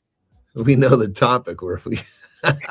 So it's funny because I've been thinking about this conversation over the last week, Petro. I just in my moments every now and then I had some giggles about the idea of being an asshole, right? And I'm going to suspect that all three of us, I know we all have been in our journeys assholes, and it's not until you step back from the moment, Petro, and create awareness where you're like, oh yeah, I was an asshole. You know what I mean? Oh, yeah, it's easy to do that too. I mean, especially when you have emotions involved. Yes. And then you step back and that emotion fades. Yes. And then you look at it from a different perspective. Yeah, it's really easy. And probably the real assholes are the people that are not able to see themselves as at least sometimes an asshole. Well, I think one of the crimes too is let's just I'm making up an example. I don't have a specific one come to mind. But if I'm in a situation and me being me offends someone, I will be the first one to say, hey, no, my apologies. My intention is not to upset you. My intention is just to be efficient. So, I mean, I'm not the guy that just doesn't care. Yes. Yeah. I'm a different operator than you. Yeah. We go about things differently. And, what I'm doing is blah, blah, blah. But the fact that you're offended by this is not my intention. I want you to have a good day. Yeah. Petro, Johnny, let's talk about having kids. So right now, there's some statistics showing the world that there are more young men in general, want to have more kids than females. Growing up, John, were you the one rushing to the counter saying, I want to have a kid, or was it your wife? I guess the best way to well, I guess which John are we talking about? I was thinking, I didn't throw it out of Petro or Anderson. I'll start with Anderson. Anderson, let's start with you. Well, when my first one showed up, I had just decided a few months before that I wasn't going to have kids. So what I always say is that babies show up when they want to. Yes. True story, right? Petro, what about you? Well, I thought that I wanted 5 kids. I just thought, because I always wanted a brother. I have one sister. Okay. Fantastic sister, but I always wanted maybe a younger and older brother, Yeah. And I thought I wanted 5 kids, but after my daughter, then I realized, okay, the attitude object that you're dealing with, right? Scientist. When you say, okay, I like this, I don't like that, I want this, I don't want that, that's a mental simulation. It's just an image and a sort of an illusion, and that's very different from the real thing in most cases, especially with kids. Yes. So after my born, I realized she was worth 3, at least 3, maybe even worth 4. So we only had one. So I think when the people are being asked about that, they have this image. They haven't had any kids. That's very unrealistic. It's very unrealistic. It's fantasy land compared to what it actually is. So, and I think I'm pretty sure that image is also different for average women and men. They have a different attitude object and a different illusion of what they're actually responding to. Well, so that's interesting because Petro, that plays off this insight. So a 2023, a recent Pew study, 57% of young men without children say they want kids compared to 45% of young women. And one of the insights, Petro, was this, is that men's desire is often more aspirational, while women's thinking is often more conditional and reality-based. Or men might say, I want to be a dad someday, but don't really think about what that means or the implications of that statement. Yeah, I want to be a dad someday. Where women are going, well, I would consider kids if my relationship, my finances, my career, my health, my support, there's all these these lists of things before the response comes where the dad, John Adams, is like, yeah, I'll have a kid. It's interesting how that works, Petro. Yeah, and I think there's 3 things of importance to put into perspective of these findings. So I think I've been actually following this throughout the years, and I tracked down and they compared 2 years ago. They compared Pew study data from 2021, 2018, and then compared that to 2024. And there had been a trend showing that both men and women were less interested in having children. So there was a growing sort of trend that the numbers that I'm not sure and I don't want to, those numbers were going up. So the reason why I think this latest report, and that's actually focusing on 2023 data for whatever reason, there seems to be this anomaly where there's a majority of men saying that they do want kids, right? So when you put that in perspective, though, with the fact that no matter what you ask people, if you ask them to report on the reasons for their attitudes about something, they readily admit about 40% of what they generate is bullshit. So no matter what you give people, to report on, and then you ask them, to rate each thought one at a time for how much it's connected to truth, genuine evidence, established knowledge to support their reasons for their attitude, admit about 40% of it is bullshit. And then when you put that into perspective also with there's only one study, and I believe this was done in Germany or Poland, actually. Yeah. They identified adolescent males as the only demographic that was above average on bullshit production. Really? So So they identify, that's the only paper, and it's actually not even a published study though, but it's just the only paper that I can find that identifies a particular demographic as sort of the leaders in bullshit. So they're pulling from, I'm assuming they're pulling a lot of these males, young males, from that same demographic. So again, what they're responding to, I'm not so sure is what the data suggests. The data suggests, okay, well, almost 57% of males want kids, but I'm not so sure that's correct. If you reduce that by 40%, you get more like 34%. So, interesting. Yeah, I was surprised by this, but then in the same breath, we watch societal views changing, and it made me, I asked the question to Johnny at the beginning of the show, if he had a son, if his son came home and said, I'm going to be a stay-at-home dad, how would he feel? And his response was, well, if that's going to make you happy. And I would respond the same way. I don't know if every man would, frankly. Yeah, well, that's happening more too, because employers are giving paternal leaves now. 20 and 30 years ago, it wasn't as common. So there's other things playing into this possibility. Like when my daughter was born, she's 17 now, and it didn't mind that I would take off 3 months from work, which I didn't, but it didn't even cross my mind. If I had a child today, that would be a consideration. But yeah. Hey, Petro, have you ever done research on swearing and why we as humans swear, and what the benefits of that is for us? Is why we feel the need to drop words? Is it because it makes us feel better? Is it a physiological response? What's the purpose of swearing for us as human beings? Yeah, this is purely speculatory, and anecdotal, but it appears to release at least some, or helpful in expressing emotions that we otherwise wouldn't be able to express. Yeah, but I'm not aware of empirical research that definitively proves that there's a particular function for it. I'm sure there's a lot of perspectives out there. Well, the notes that I have says that swearing activates older brain regions involved in emotion and survival. So basically the fight or flight.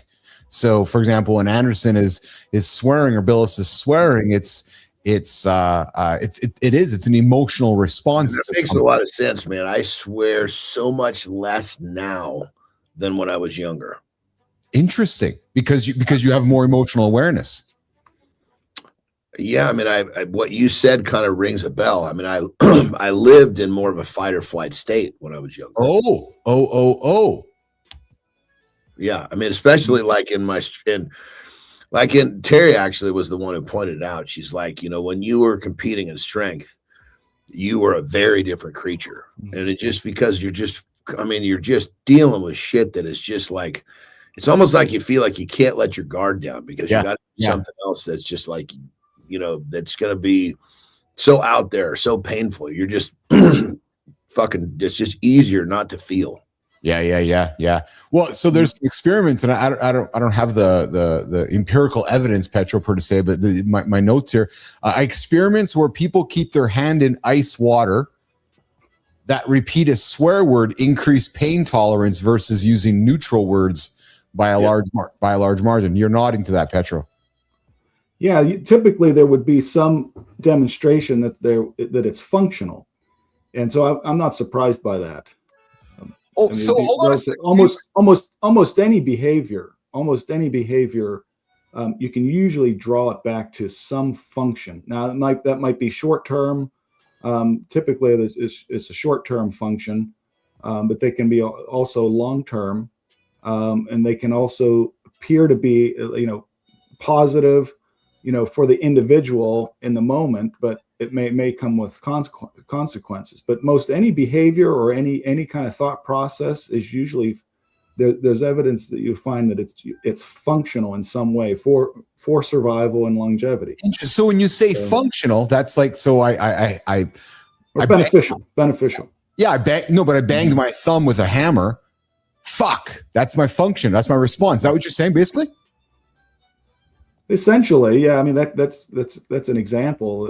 It's kind of, only so much pain is felt, right? But in conjunction with the scream or the swear word that comes out or the complaining afterwards, it's comforting.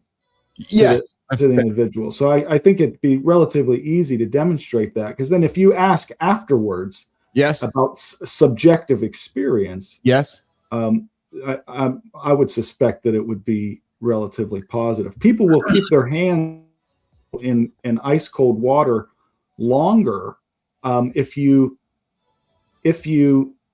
take this temperature gradually, right? It's still painful. Like if you put it almost like freezing cold water, and you temperatures just a little bit, they'll actually keep their hand in longer, right? If it's the gradual experience. If you change the end state, sort of the tail end of the experience, they'll actually keep their hand in longer than if it's just an abrupt, it's an abrupt end. Oh yeah. So I would suspect that perhaps that the language or the scream, or when you, especially in cases of pain, it's reducing the subjective experience of negativity. So I wouldn't be surprised by any of those on the tip of the extreme going the other way. When thinking back to when, and it all kind of makes sense with the triggering the fight or flight with cussing. I could get myself in, not so much now, but there was a period where I could get myself into a place where, yes, I knew it was going to hurt, but I didn't care. The pain wasn't enough of a deterrent for me to go until I couldn't do what I was doing anymore. It's where most people will stop from the pain or the discomfort, or they can't breathe, whatever it is. I mean, I can't tell you how many times, I finish a truck pull and get rolled over and they put oxygen on my face because I was going to pull until it was over. That period, end of story. But point of being is, in the moments leading up to these situations, I'm cussing at and I'm not, and it's most of it was in my head, I'm cussing at the fucking truck. I'm cussing at the stone. I'm cussing at myself. I'm cussing at the bar. I'm, calling myself all sorts of names because I'm getting myself so heightened into that flight. Yes. I don't fucking care what is it going to hurt? I don't give a shit. It's like I've got myself so programmed to be there. Yeah. And that really all I was doing after we talk about it, I was just I was triggering that fight or flight. My body's dumping out all sorts of chemicals to help me get through what it was going to go through. When I hear you explain that would seem like if I was going to go to war or something and have to go into battle, that's probably what I would do, John, to psych myself up. Now that I'm hearing you explain that, that's like, okay, I guess that's how I'm going to emotionally manage what's about to happen. Like the way you described it, I can hear that because you're revving yourself up. You're basically getting yourself to a point where you can't come off. Like it's like almost like a drug, John, basically. Yeah. Well, I mean, it's because it is a drug. Yeah, which for sure. Yes. Yeah, I mean, think like this, and it's kind of interesting as I say this. This just came to mind. Yeah. Let's just say that I know I can answer this for myself, so you guys answer for yourselves. Let's just say the three of us said, okay, let's do an experiment in the name of Petro. Yeah. And let's say we're all in the same room. Yeah. Okay, we're all gonna hit each other one time as hard as we can in the face. Yes. Basically, each one of us gets to hit the other one. Yeah. Before either one of you guys hit me, I'm going to fucking let out a fucking nasty scream, and I'm going to be mad as hell before you hit me, and I'll be okay. It'll be a much shorter aftermath than if I just stand there calmly and you tag me. You just absorb all of it. I'll get to the point where I'll be screaming at you, I mean, granted, I don't know if either of you guys would hit hard enough that I have to do all of this, but I would be fucking screaming at the top of, come on, motherfucker, hit me, and boom, it would be over. But now that you said that, I've seen that before. Petro, go ahead, please. Yeah, so this reminds me. So I played small college football. I was a defensive tackle. Okay, nice. And my last 3 games, I knew it was the end. You know, I knew it was my senior year. It was the last 3 games I would ever play. And for whatever reason, my entire, all through high school and small college football, I was very focused. I never said anything at any point during any game. My mouth was zip locked. Okay. I was not verbal at all because I was so focused on what I was doing. But for whatever reason, those last 3 games, I had the worst, nastiest potty mouth the entire game for whatever reason. And I started to lean into it, and I realized, I had probably my senior year, I probably only had like 2 sacks the entire season, right? In those last 3 games, I had like 6 sacks. Yeah. I was unstoppable. Every play, screw this, fuck that, this, I'm coming up your ass or whatever, right? Like it was horrible. And my teammates were my play was excellent. So they didn't stop me either, but it was totally out of character. Do you guys remember John Randall? Yes. Remember John Randall from Vikings? Yes. You look at footage and you hear his coaches. It'd be an hour before the game. He's over there fucking hooting and hollering. He's getting his RPMs up. He'd be sitting on the fucking bench. Just fucking go. The game's 30 minutes away. But he's getting himself ramped up. Fucking as this coach he's getting his RPMs up. Yeah. Let the man do what he's going to do, because as soon as that whistle blows, he's going to be fucking people up. And he talks shit the whole time. Yeah, I had witnessed that, John, with other teammates and other opponents, and all of those years I just kind of ignored it. But for whatever reason, and those were the best 3 games I had played. I don't know, maybe something different would have happened had I, that. But it was I don't know, I was just really it was really intense. The adrenaline was going, and I knew it was it was the end. It was kind of sad, to say goodbye to it, because I had so much fun in game days. But for whatever reason, I just let it run, and it had a big impact on my performance, because those were the best games I ever played.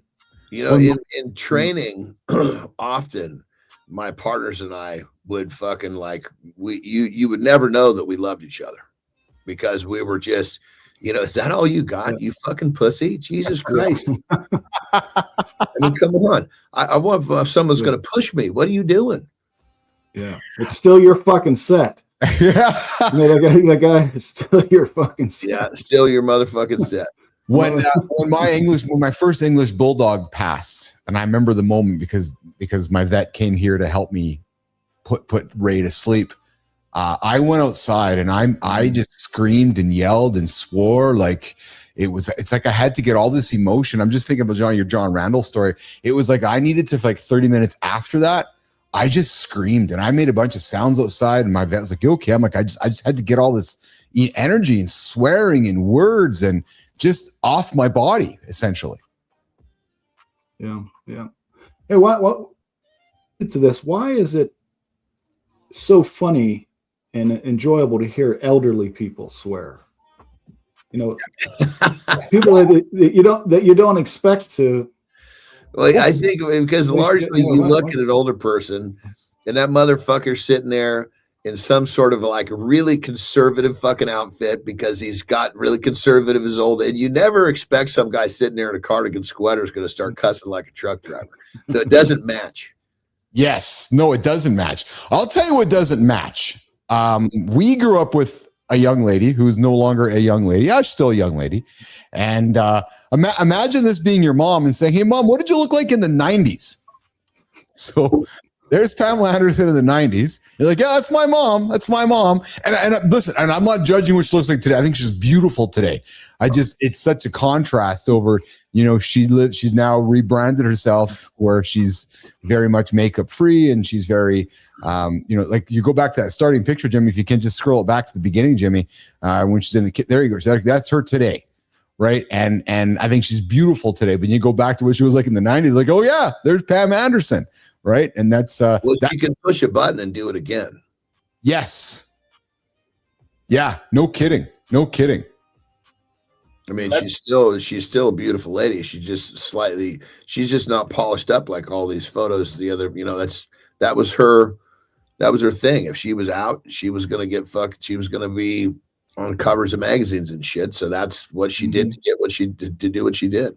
Well, and I loved the intentional rebranding of herself, though. That was with her son, I think it was Brandon or Dylan, which was, let's rebrand you. And the best way to do that is to become the complete opposite of what you were, right? So no makeup, hair down, and just a complete, like just a woman from just down the street. And I think it's I think it's great. It's a great way to, I think it's a great story. I've enjoyed watching her age, but it's also fascinating because we grew up with her, a massive sex symbol, and she's now a mom, like, just the mom who looks quite different. So well, she's definitely taken on a new identity, and obviously we all know shifting identities midlife is not an easy thing at all. Exactly. Okay, I got a funny one. Hey, here's the question for both of you guys. Would you both do this, Petro or John? Because John or Petro, before you go,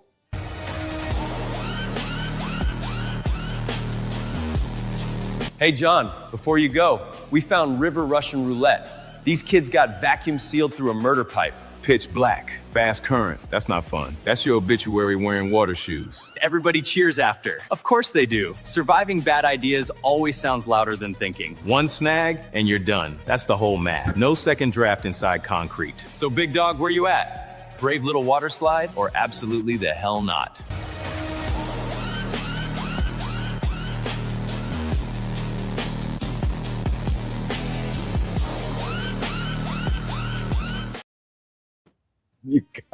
When I was younger, I'd have been all over that. Petro, I would not have been at all. Nope. Too long there. That's like at least 15 feet too long from maybe.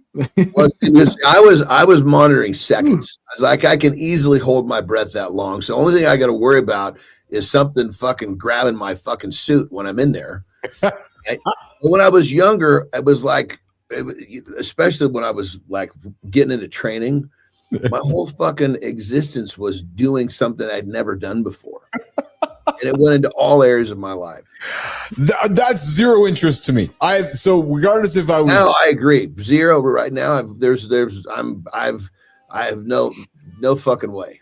Even back then, no interest to me. Nope. I'm like, no, I'm a pussy. I'm not going to do it. I will say this though. As I aged, I had enough confidence in myself where I was never peer pressured into something. Maybe a little bit younger, I found myself, but I was pretty good with like, no, I'm not doing it, not doing it, not doing it. So I couldn't find myself doing that at all. I think I was always the guy that was the first to go down the fucking hole in my peer group. Yeah, not in that particular one. My first thought is my butt's getting stuck right at the beginning there. Yeah. And all kids are laughing. All the kids are laughing at me. I wouldn't even go start. Yeah, if you got snagged in there, you're in trouble. I don't know if I would have wanted to put shorts on because my husky ass and my husky thighs wouldn't have looked very good. So I probably wouldn't even got there to start with. Petro, what do you got going on this weekend, brother? Before I get you out of here. Oh, it looks like we got tennis weekend this. Oh yeah. So we got tennis seasons raring to go already. Nicely done. But that's about it. Nicely done. All right. Well, and we got Anderson's buddy coming in, so he's gonna go. Anderson's suntanning on the beach today. I'm gonna do some, probably more tomorrow than today. I'm gonna do some fishing. That's always fun, Yeah. What do you catch in that lake? Oh, we stock it with it's a combination of three types of fish to keep the ecosystem so it stays clean. And is it eatable fish? And I'm serious. Yeah, you could totally eat them. I think everybody just throws them back in because we realize that there's a balance there that keeps the lake nice. Yeah. But for the most part, what we catch is largemouth bass, which are fun to catch. Oh yeah. Well, that's fucking cool, man. And who is it? Who restocks it? Like the community or like the corporation? Or who restocks the lake? Yes, the homeowner. So every 15 years, they drain it out and basically clean anything that needs to be cleaned in the bottom, then fill it back up and restock it. Very cool. Very cool. Very cool. Well, listen, you enjoy yourself on the beach fishing, Anderson. Petro, you enjoy tennis. I'll be enjoying building, and I look forward to catching with you guys over the weekend into early next week. That's it. All right. Have a good live, my brothers. All right, boys, we're getting them out of here. Petro's out, Anderson's out, and you're going to resume the show with me. You're just left with me, Jimmy. Let's get these guys out of here. See you guys later, boys. Petro's gone. Anderson's gone. Billis is left. Mornings in the Lab with Keith, John, and friends. We get up, we get after it live, 8 o'clock right here on the Mornings in the Lab network. We got Jimmy behind the scenes. We got Kai behind the scenes. And, of course, we got producer Neiman behind the scenes as well. What is left to talk about today? Well, I got a monologue coming up here in a couple minutes. We got Maya Reyes joining us here in a couple of minutes. And, Jimmy, I think we should run the Did You Know? I think I want to run the Did You Know, because maybe people don't know this, and maybe those that are tuning in want to know this. But did you know that if you had chickens or any kind of animal, that there is a really creative, convenient way to hide the chickens? Well, watch the clip. Let's talk about it. Jimmy.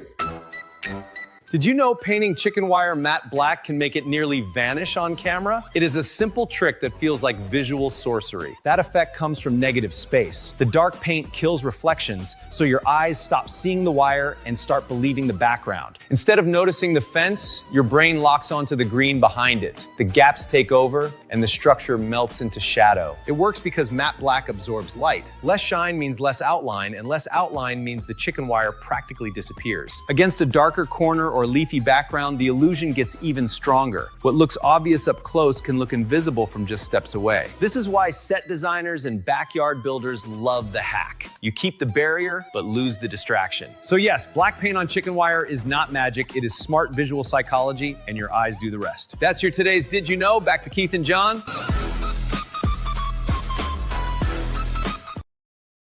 There you go. If you're looking to lock your kids up, put them in the back fence. Yeah, chicken wire painted black, and the kids will never know if they're in the fence or out of the fence. So there you go. Life hacks, teacher hacks, kid hacks, parenting hacks with the handsome Chief Keith Billis this morning. Put the chicken wire up, painted black, put the kids in there. They'll have no idea that they're constrained, and you can put your helicopter parents away. All right, Morning Focus is coming up in 46 seconds, and that conversation starts very shortly.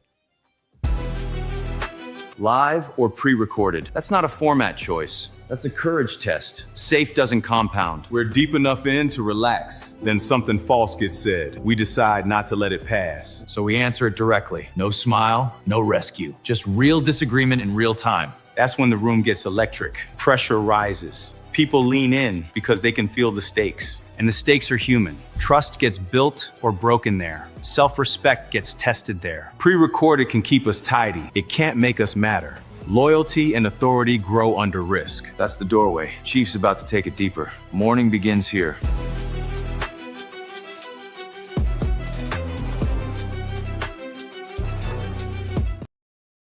The best conversation I had on this show wasn't even planned. No, 50 minutes into this thing. Yep, true story. And the guest said something that I strongly disagree with. It was way back. I'm like, I don't know if I agree with that one. We're going to talk about it coming up here on the Morning Focus. What's going on, everybody? Mornings.live. You can come check into the show. Come check into the show this morning, 8 o'clock Eastern time. Mornings.live. You can come in, check into the show. Show us your proof. Show us your up. Show us your Adam. And show us you are out there achieving your big, audacious goals. Our show goes live, 8 o'clock Eastern time on mornings.live, mitl.live if you're lazy. And you can come join myself and John Anderson Monday through Friday. For fun conversation, entertaining conversation, learning stuff, motivating stuff, just a way to start your day with us. All right, like I said, it was a while back. I had somebody in the lab. They said something that I just didn't really agree with. And instead of doing the polite thing, which a lot of us would, smiling, nodding, moving on, I said, actually, I don't think that that's right. And they're like, what? And I'm like, and here's why. So we went back and forth. I had a good old tennis match, back and forth, back and forth, back and forth. And, it was very much uncomfortable in the best way, full of conversational respect, having a back and forth. But then the chat exploded. Yep, I remember it. People took sides. And that episode it was put out there because people enjoyed the moment. And you know what it was? It wasn't a manufactured moment. No, it was a moment of reality. It was a real tennis match of two people having a conversation, exchanging points of views, going back and forth, and each showing the conversation along the way. But here's the thing. I didn't create or manufacture the moment when it happened. No. There was no conflict arc in the story. There was no Melissa giving me notes saying, okay, now's the time to create the argument. There was none of that. There was no script saying, okay, when the guest says this is what you're going to say in response so we can make it provocative. No, wasn't that either. It happened in the moment. It happened because we were live. And live is the only environment where you can't retreat into the edited version of yourself. And that to me is what I love about this medium. And that to me is authentic. Yes, not raw for raw's sake, authentic for reality's sake, and not performative vulnerability. I've watched too many people come on this show and others who put on the performative vulnerable position. Okay, I'm going to be vulnerable right now because Bill has asked me.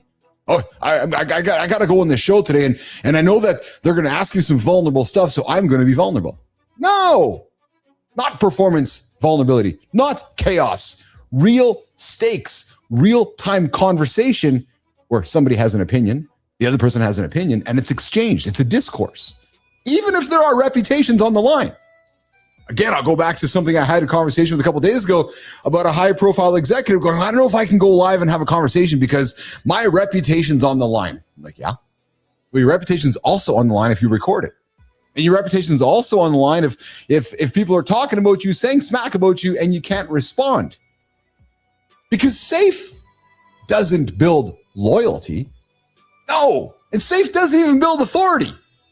And here's what I also know. Being safe actually doesn't compound because everybody else is being safe. So when you're just being safe, you're actually being like everybody else. And I don't know if that's what you want to be, especially when you are looking to compound your interests, compound your momentum, compound your life forward. So maybe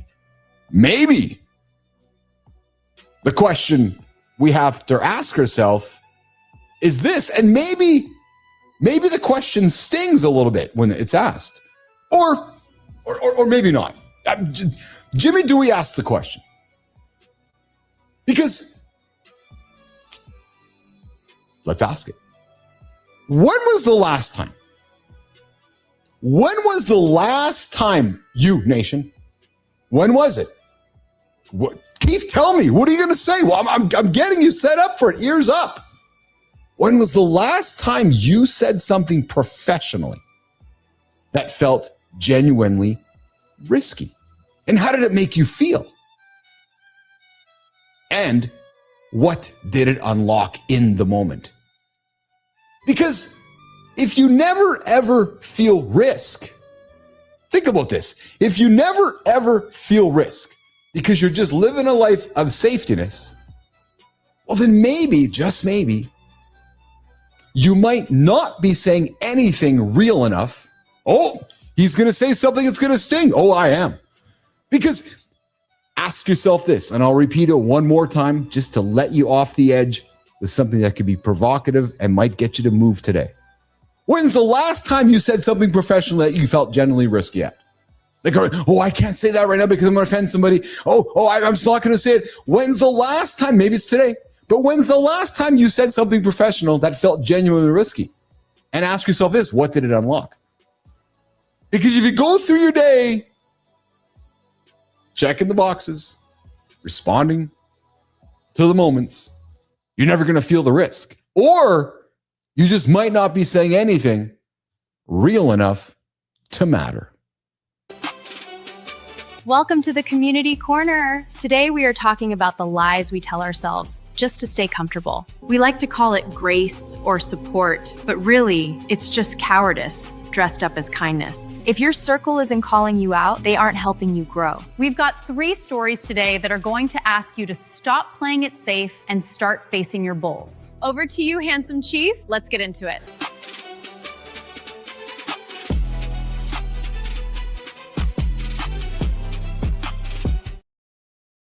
All right, Arthur Brooks over on YouTube. He's talking about our cultural obsession with safety. And he's drawing on Jonathan Haidt's work. Brooks argues that we need controlled danger to be happy. And he uses Hemingway's Running of the Bulls as a metaphor. Everyone has their own bulls. They are just hiding from them. And he says that this happiness doesn't come during the scary thing. It comes after, from the resilience that you build. So he gives us this. Here's your action plan. Perhaps today's the day that you identify your bulls. Perhaps today's the day where you visualize yourself acting bravely, making strategic plans so that it's courage, not recklessness, that moves you towards happiness. Think about that. So ask yourself today, what is the bullshit that you're hiding from? Because maybe the happiness might come after the resilience you build running toward it. So today, here's my invitation. Identify it. What's the bull? Identify it. What's the bull? Visualize you're acting yourself bravely and then make that plan so you become courage. You become courageous, not reckless. Okay, over on Substack, The Empathy Myth and The Nice Boss. Next up, Natty Beltran on Substack with a piece called The Niceness Trap. If you think being the nice boss makes you an empathetic leader, you are wrong. No, Natty says you're kidding yourself. Sugarcoating feedback and avoiding conflict is the cruelest thing you can do to someone's career. So truth. Hard to deliver the words, but so important when you're doing it, because when you tiptoe around those hard conversations, well, you're not doing anything for the person over there. You're not building an environment to save space. You're building a distrusting space. You're building a ticking time bomb of resentment. That true empathy that you talk about, that true empathy, it actually demands courage. Courage as a human being, not just the warmth. It's about being present without interference. No interference, baby, no. It's about being present and clear on your boundaries. So here's the thing. Stop yielding just because discomfort feels heavier than truth. And ask yourself this. When was the last time you felt withheld? Hey? When was the last time that you withheld feedback to protect your own feelings, pretending it was for time? Okay? When was it? When was it? Ask yourself, when was that last time that you withheld feedback to protect your own feelings? Yeah. I suspect we do it often. Maybe today's the day you don't. Maybe today's the day you're like, nah, you know what? I'm going to put the truth on the table because the truth is what needs to happen, and the truth is what counts. All right, Stephen Flosi over on LinkedIn has taken a sledgehammer to this modern self-support culture. His point is just blunt.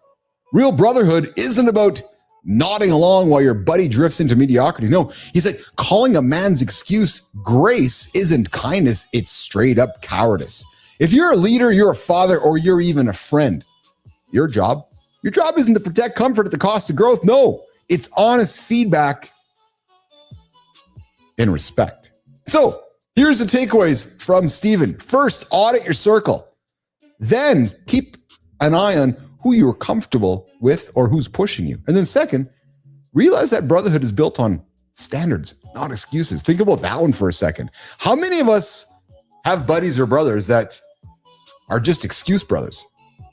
An excuse to go and sit on the couch and eat Cheetos, an excuse not to go to the gym, an excuse not to get up and get after it.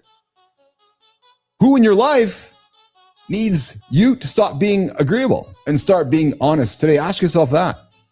So, hey, throwing it back to Maya Reyes. Maya, if we dropped you in Papillonia tomorrow and you're outrunning the bulls, fuck, Maya outrunning the bulls? Actually, yeah, Maya's going to outrun the bulls. All right, Maya, if we dropped you in Papillonia tomorrow, are you going to outrun the bulls, or are you going to try to coach them on your mindset?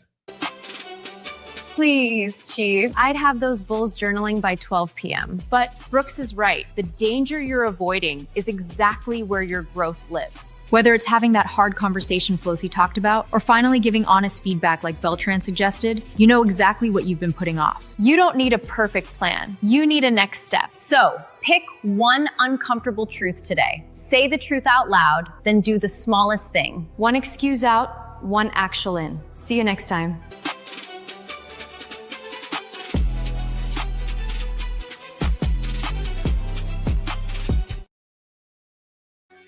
Wow, look at the clock. Jimmy, Kyle, let's look at the clock. Looks like we're wrapping up the big show a little bit earlier here today. Boom, boom. Guys, 57% of young men want kids. Women aren't buying it. Nope. Women are like, do you really have do you really know all the responsibilities with having that kid there, mister? Because unless we got this and this and this and this and this sorted out, I'm not too sure. I'm not too sure. We unpacked the growing disconnect myself, John and Petra. We had the conversation about why men might want kids and women aren't. Jeremy Barker was supposed to be here today, but he's busy with meeting with Cubans. So we do not have Jeremy Barker here today. He's going to re-up with us here in the coming weeks and so forth. I got into a monologue about live versus pre-recorded. Safe doesn't compound. We talked about the power of a live conversation, creating trust, creating loyalty, and creating real moments. While that safe, polished stuff builds nothing. It builds nothing. And hey, if you're going to keep eating shit, guess what? You're going to keep eating shit. Yeah, poop pills are beating cancer. Apparently, they've developed a poop pill, which helps your gut clean out the shitty shit. So if we're living a life of eating crappy food, we're going to end up having shit pills to help us beat cancer. We talked Poly Market pulling nuclear detonation betting after backlash. And hey, guys, coming up next week on Mornings, we got some big conversations lined up. 66% of men are burned out. Bunch of men feel like nobody knows who they want. Men want marriage more than women they do. Wow, Brianna Bass is joining us next week. Testosterone's declining. Plus, on Thursday, we got an incredible guest joining us. Eric Severinhouse, the man who summited Everest and still says entrepreneurship almost killed him. Eric's climbed Everest, built companies with more than $600 million. And we're going to talk about the hidden emotional and physical toll that entrepreneurship can take. So, guys, thanks for hanging out with us. Have a great weekend. Take care of each other. Keep showing up. And hey, listen, if you need to, go look in your mirror. Yeah, go check out your mirror. Your journey, your day, your life starts by looking in your own mirror, and you can get a mirror from us. Yeah, true story. Yeah, look in my mirror. Look at mymirror.com. That just might be what you need to get yourself moving and help get out of bed. To not hit the snooze button every single Monday through Friday. Mornings.live on the Mornings in the Lab live network. We get up 8 o'clock. We'll see you guys on Monday in less than 48 hours live on Mornings in the Lab with Keith, John, and friends. We'll see you guys here. Ciao.